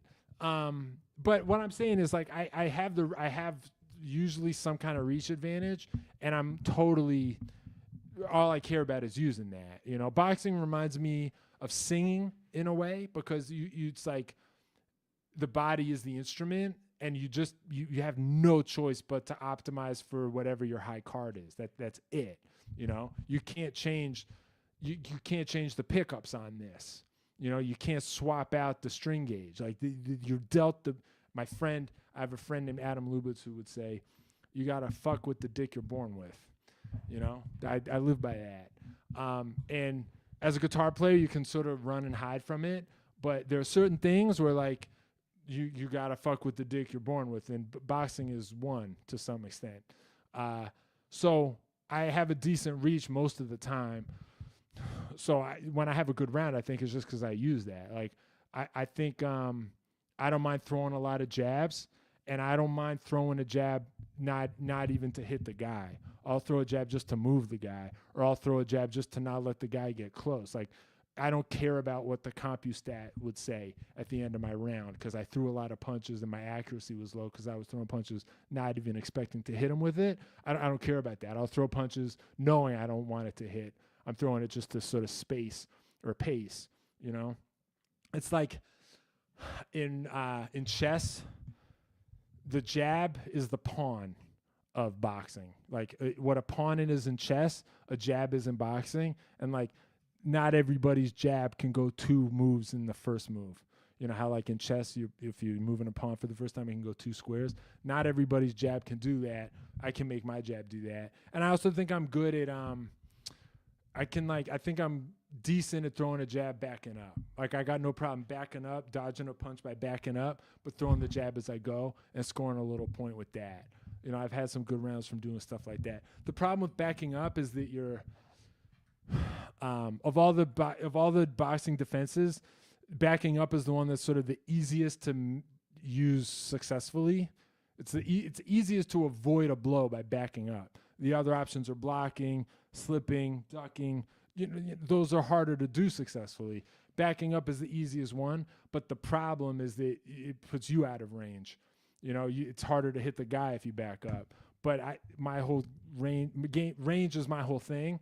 And so I feel like I'm kind of good at backing up and getting the jab in while I'm out and then going right back in. I feel like when I've had good rounds, I've done that.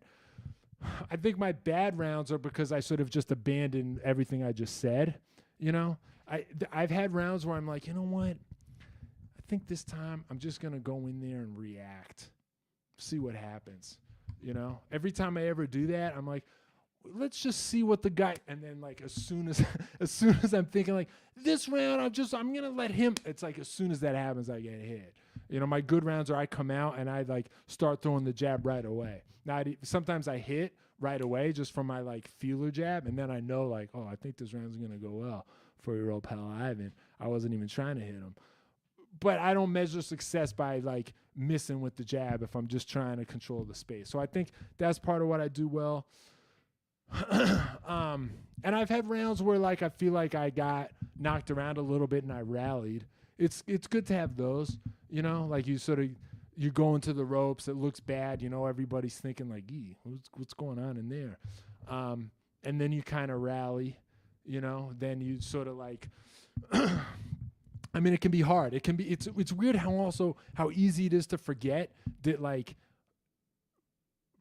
offense is defense. That's another thing my coach says. Like, you got to throw punches, not just to hit, but to do everything I just said. Like, part of defending yourself is controlling the space by throwing punches and, like, limiting what the other guy can do by throwing punches and forcing him to react. Like, I said things don't go well for me if I just react to what he does. But if I react to what he's reacting to because I did it, those rounds do go well for me. But I think there is a larger life lesson here in that it's, like, so easy to forget that you just got to throw a punch when things are going bad. You know, it's so easy to just start to kind of like go into this and try to turtle and just like, you know, hope you can get to the bell and like try to just absorb whatever he can and like try to make yourself a smaller target. Like, yes, there's defensive stuff there, but you got to at some point open up and throw. Like, the round's never going to end if you don't. And it's funny how easy it can be to forget that you got to like throw a punch when in doubt. So I've had bad rounds where I sort of just forget that, like, you got to throw punches too, idiot. And I've had good rounds where I just throw so many punches that I'm just, like, going crazy. And then, what is this? What is this? I thought I'd be interested in whatever you have to say. 5 minutes into boxing talk, I got to admit you're not sure. Oh, man. I'm really sorry. It's surprising to me that you thought anything I had to say would be interesting, and then the part of this that I consider by far the most interesting is the way you started to question it. That's funny. I'm not going to stop, though. I saved this question till towards the end, but I got to give it its due. I have so much more to give. You're just going to have to deal with it, my man. You're just going to have to deal with it. Yeah, so, right. There's it's funny how easy you can forget, like, when you're afraid, that, like, how easy it is to shut down, even in a fight situation. Like, but you really, it's like not good to just like abandon offense. Like occasionally you'll see guys do it as a taunt, you know, like Floyd Mayweather sometimes would just spend half a round only dodging, but that's like a sort of a taunt to the other guy. And like, you know, nobody's Floyd Mayweather except Floyd Mayweather. I remember Miguel Cotto had a couple rounds like this in his last fight against what was that kid's name? Saddam Ali, something like that. And like he lost that fight, and I remember being like, "Come on, man! I love Miguel Cotto. I don't understand why he did that." I mean, I guess I understand. I think he was trying to show off that, like, even though he was sort of a menacing pressure fighter in some ways, he could also be evasive. But judges are supposed to score you based on effective aggression. So the sort of round of defense that's meant to psych out your opponent, like that's not. No one should really be doing that. Like at the, unless your name starts with Floyd and ends with Mayweather Jr. Anyway, but the larger lesson that I'm trying to get through to even people who think this is boring and hate it, thing I'm trying to get to here is like, I think there is a life lesson that like when you're freaked out and spooked, you gotta continue to attack, you know, whatever the thing is in front of you, whatever you're worried about how it's going, your music, your career, whatever. Like, no matter how hard it is, you got to muster some sort of response. You got to attack. You got to throw a punch no matter what. And on the other side, I've also had rounds where like halfway through the guy, like it seems like a switch flips in his brain, and it, like I've hit him one too many times, and all of a sudden like he starts to unload and he starts throwing way more punches and he starts trying to back me up, and he just becomes way more aggressive.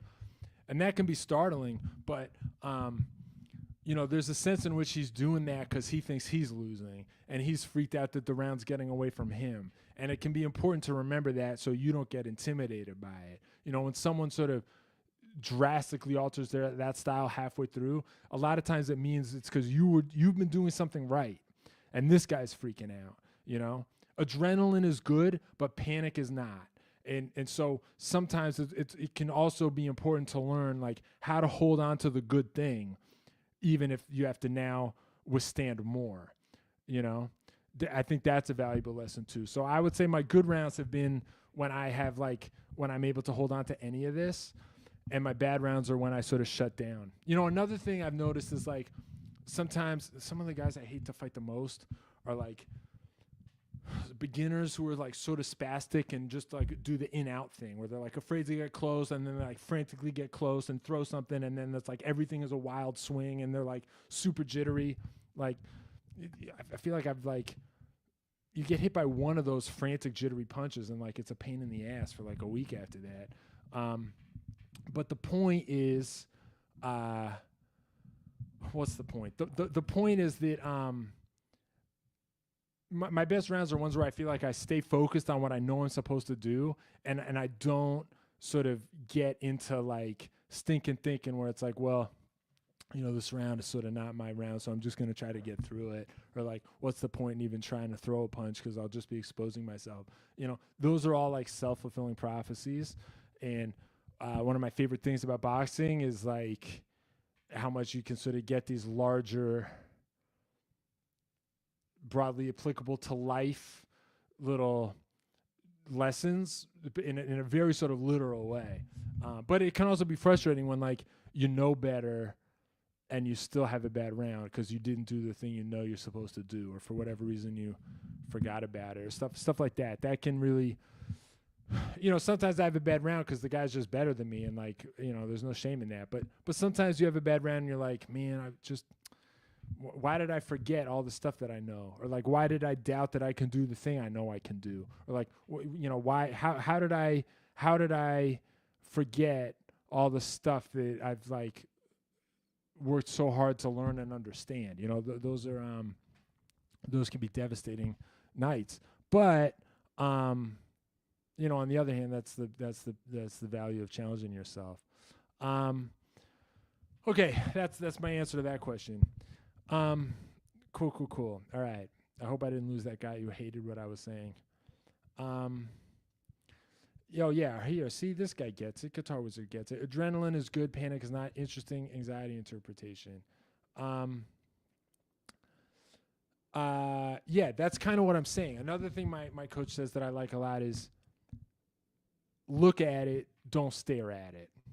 You know, don't get transfixed. Like whatever is freaking you out, whatever is the thing that you're like starting to spiral, like stop staring at it, just look at it. Whatever it is something you can confront, something you can attack. And on that note, I want to go to my next question. 5 pro tips for, oh, hi Emily. Yeah, I miss you guys too. Yeah, let's hang out. Let's go to Blast from the Past or make another video. You know, I'm always happy to do that stuff. Hope you're doing well. Hello. All right. This is from Jehoshaphat. 5 pro tips for fighting your inner demons. This is a high level question. For some of you who might not have seen all my live streams before, you should know that I do judge the questions. Maybe someday I'll make a tier list video. This is just about AMA questions. And this is a high level question. This is high tier. You know, questions about emotions are high tier. Questions about boxing are high tier. Questions about pedals are low tier. I'm so sorry. All right. So let's do it. How to confront your inner demons. I'm gonna give you 5 pro tips. Some of this is gonna sound like stuff I've already said, but you know, you gotta know that there's like a limit to how much I know.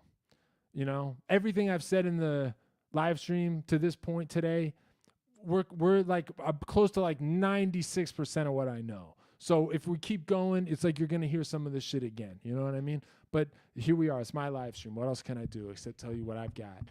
So I'm gonna give you 5 pro tips for fighting your inner demons. Number 1 is decide that you're gonna do it.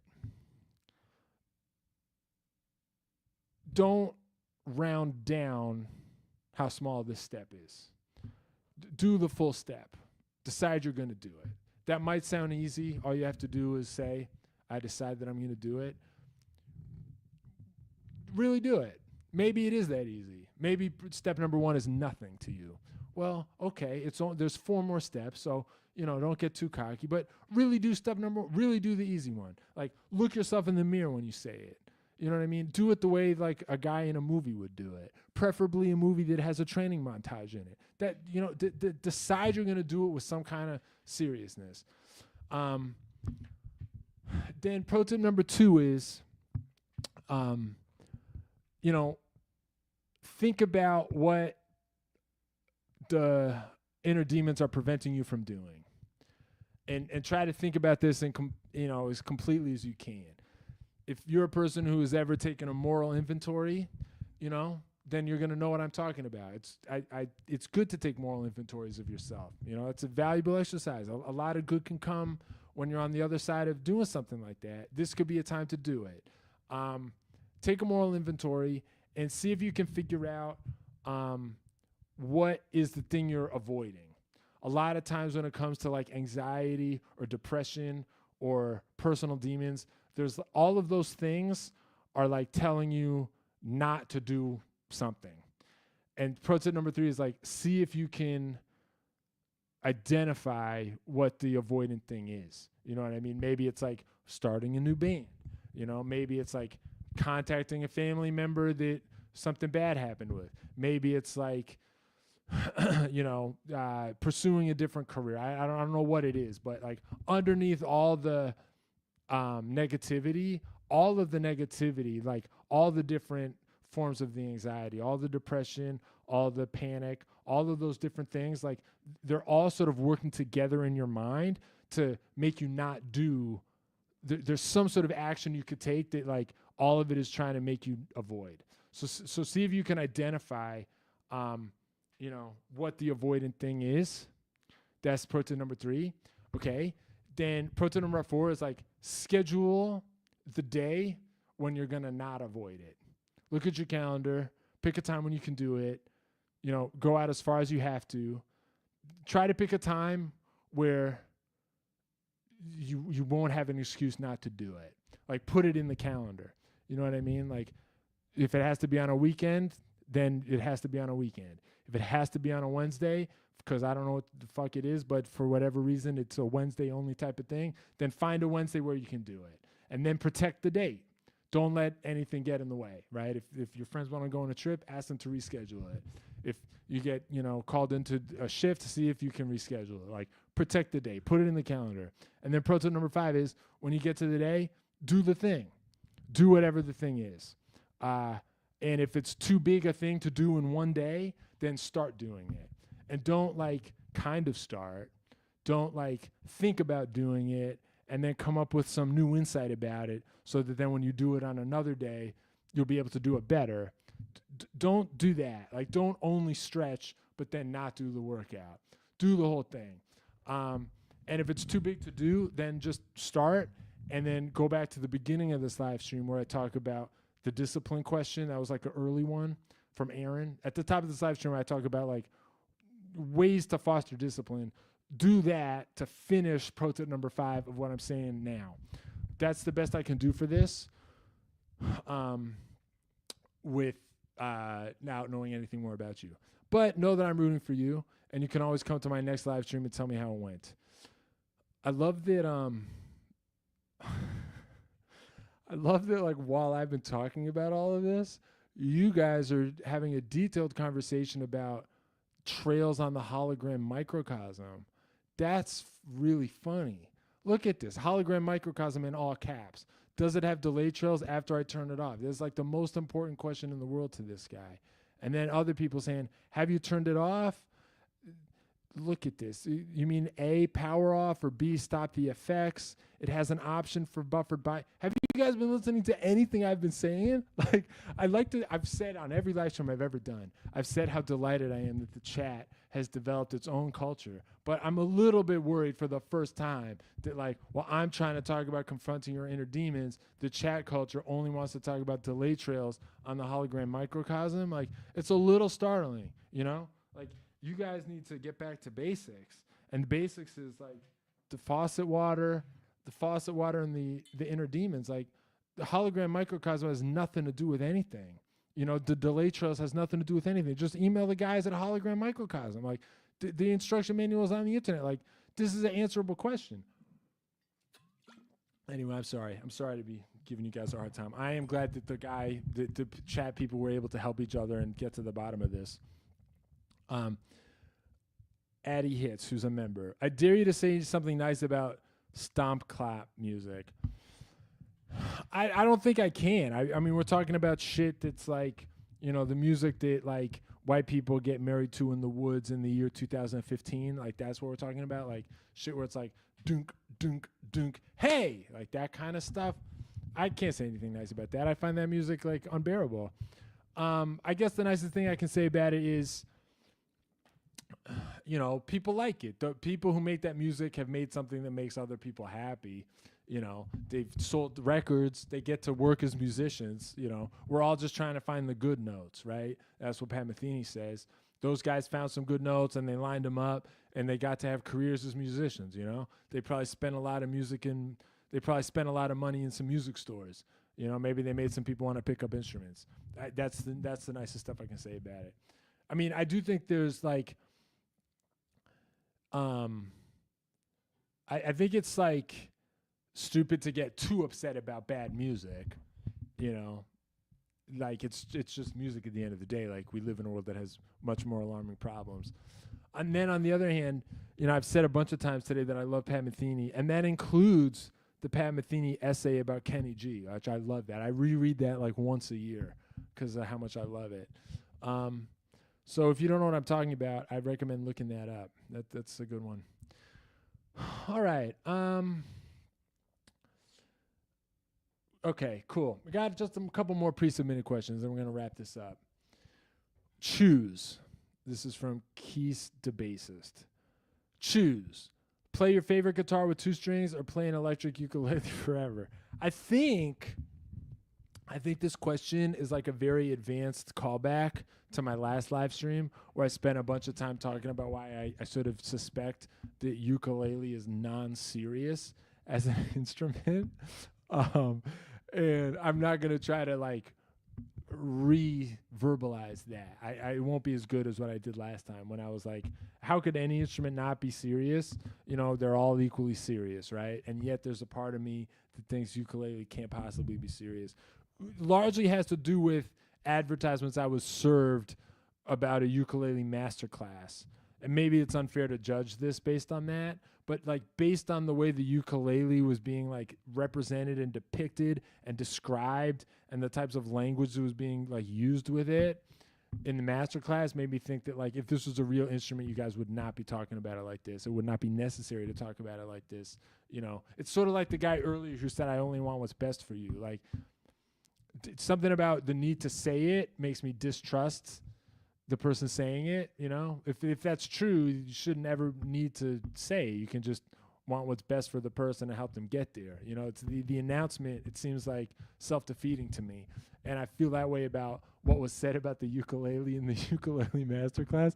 I realize that this is like extreme prejudice, right? Like I literally prejudged the thing. You know, it's prejudice, but because of all that, I pick guitar with 2 strings. I would miss the other strings. You know, I would be taking a hit with playing the guitar with 2 strings. I would be taking a hit, but you know, it would be a sacrifice I'm prepared to take as a result of my beliefs. And sooner or later, everybody who has beliefs is going to be forced to make sacrifices, and that's the price you pay for not being a nihilist. All right, it's the last question I got. What is the fit you wear for gigs? Shoes, clothes, how to be in style. My gig outfit is what I wear in my music videos. Like if you watch one of the music videos on my channel, like Listen to Her Heart, it's that outfit. I do, for the YouTube videos, I like doing hoodie and sweatpants, all black. That's sort of become like what my character would wear if I was in like Street Fighter, you know? I would be like the guy in the black hoodie and the black sweatpants with Chuck Taylor shoes. I just decided like that's gonna be the like the default costume for the character in the video game. But I can't wear a hooded sweatshirt on stage. I'll get too sweaty. So usually it's like one of those vintage rock t-shirts that's got the sleeves to the elbow. I like those. Those have a sort of like vintage geek vibe. Blue jeans, Chuck Taylor shoes, and then I would like wear a bunch of rubber bands and a bunch of fake tattoos. And the rubber bands and the fake tattoos were like trying to be like the clothing equivalent of like saturating the colors in the YouTube video. It's like the extra part. It's like the these amps go to 11 part. I thought just a bunch of like jewelry, but the jewelry is like rubber bands, which are like, you know, sort of artificial and tacky and free. You know, I like a lot of what you can get by just taking like the free garbage and then trying to make the free garbage good. You know what I mean? Like using the Focusrite as my audio interface, using GarageBand for my synthesizers and my MIDI sounds, using iMovie and the iMovie color saturation for my video editing. I think there's something cool about like trying to make the artificial trash work.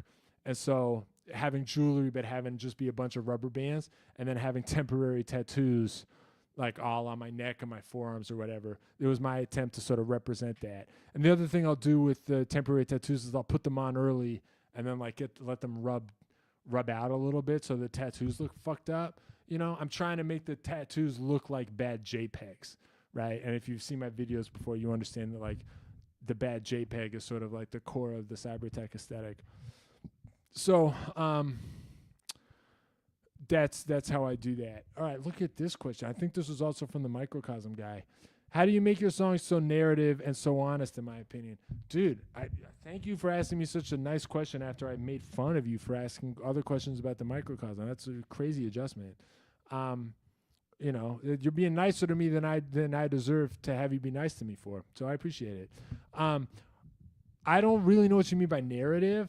Like, I think of narrative song as like a song that has a story in it, like Bad Out of Hell or something. And I don't really do that. And so honest, I appreciate that too. You know, I don't really like, there's no part of my process where I do like the honesty check. You know what I mean? Like, I don't sort of stop and say like, well, but am I being honest? I actually don't even think in those terms. I don't think I do.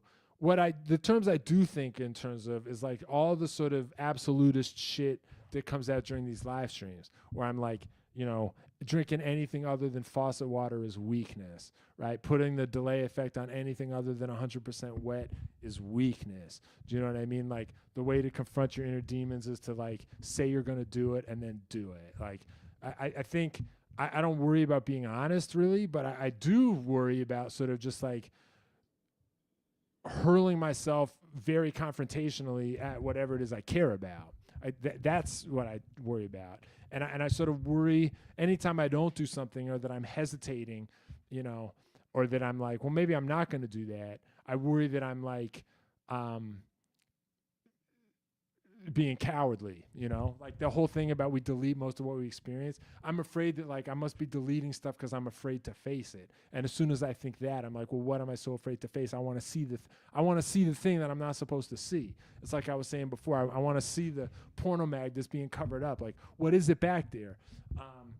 And, you know, maybe some of that's like, in its own dysfunctional way, like a macho attitude. Like, I don't want anyone to be able to accuse me of backing down from the thing. You know, maybe it's coming from that kind of a place. But all I can say is that I think maybe the reason my material sounds the way it does is because, like, those are my priorities. You know, you kind of decide what your music's gonna sound like just by caring about something. Anytime you care about anything, you're deciding this is the thing I care about, and then you're gonna make music that sounds like that must be what you cared about, you know. But you can choose what you care about. You can't choose everything about you, but you can choose what you care about, you know. So all you have to do is, like, choose that, and then actually care about it, not just say you care about it. And then sooner or later, you're gonna write a song that sounds like you cared about it. Oh, my HR rep is back. HR has received complaints that you're too much cooler than your peers, and exposing that your inferiority is making them uncomfortable. Guys, all I ever want for anybody is to reach a point in life where their HR like complainant person is like having to spend money to tell you what the complaints are. All right, that's like self-actualization at the highest level. The money's not great. You get like $5 at a time. You know what I mean? It doesn't make you a millionaire, but it does feel good to have your HR rep come in and be like, sorry, I need you to pay attention to this, but here's $5. Thank you for coming back. I know, Nafex, sometimes I've like, I would love to know if I'm saying your name right, Nafex. I know sometimes I've ridiculed your questions, and I've compared you to an HR person, and I have to tell you that, like, I am pleased and I admire the fact that you're, like, incorporating that into the ongoing joke, and I have nothing but respect for you. And I'm pleased that now we have the running HR rep joke. Thanks for the comment. You know, am I cooler than my peers? I don't think that's entirely true. There's other YouTube guys who can play shit that I can't play. There's a lot of YouTube guys who have figured out how to make bigger videos than I have. You know, Rick Beato's got a better ear than I do. I think my ear's good, but it's not as good as Rick Beato's ear. I got no problem saying that. All I'm really doing is worrying about making the coolest video I can according to the things I care about. You know, and if that's really all I can advise anybody to do. Okay. All right. Oh, cool. Look at this. One last response. Thanks for your answer. I feel it narrative because I feel a chapter in every one of your songs. Sorry, my English. Greetings from Peru. Don't apologize. No, your question was cool. I like that you put it that way. And that the way you described it now is very interesting. So you got nothing to apologize for. I have one last thing to say about this, and then I'm going to split. I actually think it's easier to write many songs at once, and each of them is its own chapter. I think it's easier to do it that way. If you're only writing one song, you know, the next thing that happens is you get masterpiece-itis, and it's like every possible thing you want to say has to go in this song because it's the only song. You know, if there's a party that's always wanted to write a song that starts on acoustic and switches to electric, well, then you got to do it on this song. And if there's a party that has always wanted to have like a guitar solo that is like harmonized, then you got to do it in this song. And if there's a party that like always wanted to have a key change that then goes back to the original key, you got to do it in this song. Whereas if you're writing a bunch of songs, you can sort of let each one be the one that's going to take care of one of those things. And then I think it actually gets easier to write them because you're like, oh, like on my next album, there's a song that is like the lo-fi song. Like all of them are going to have some lo-fi bullshit because it's me. But in my mind, there's one song that is like the lo-fi song. You know what I mean? And it's sort of easier to prioritize and easier to know like where is this supposed to go and what would sound good for this if you're not writing one song that has to contain everything you ever wanted to accomplish. All right. Thanks everybody for being a part of this. I love doing these. I really appreciate the questions, and I will see you next time.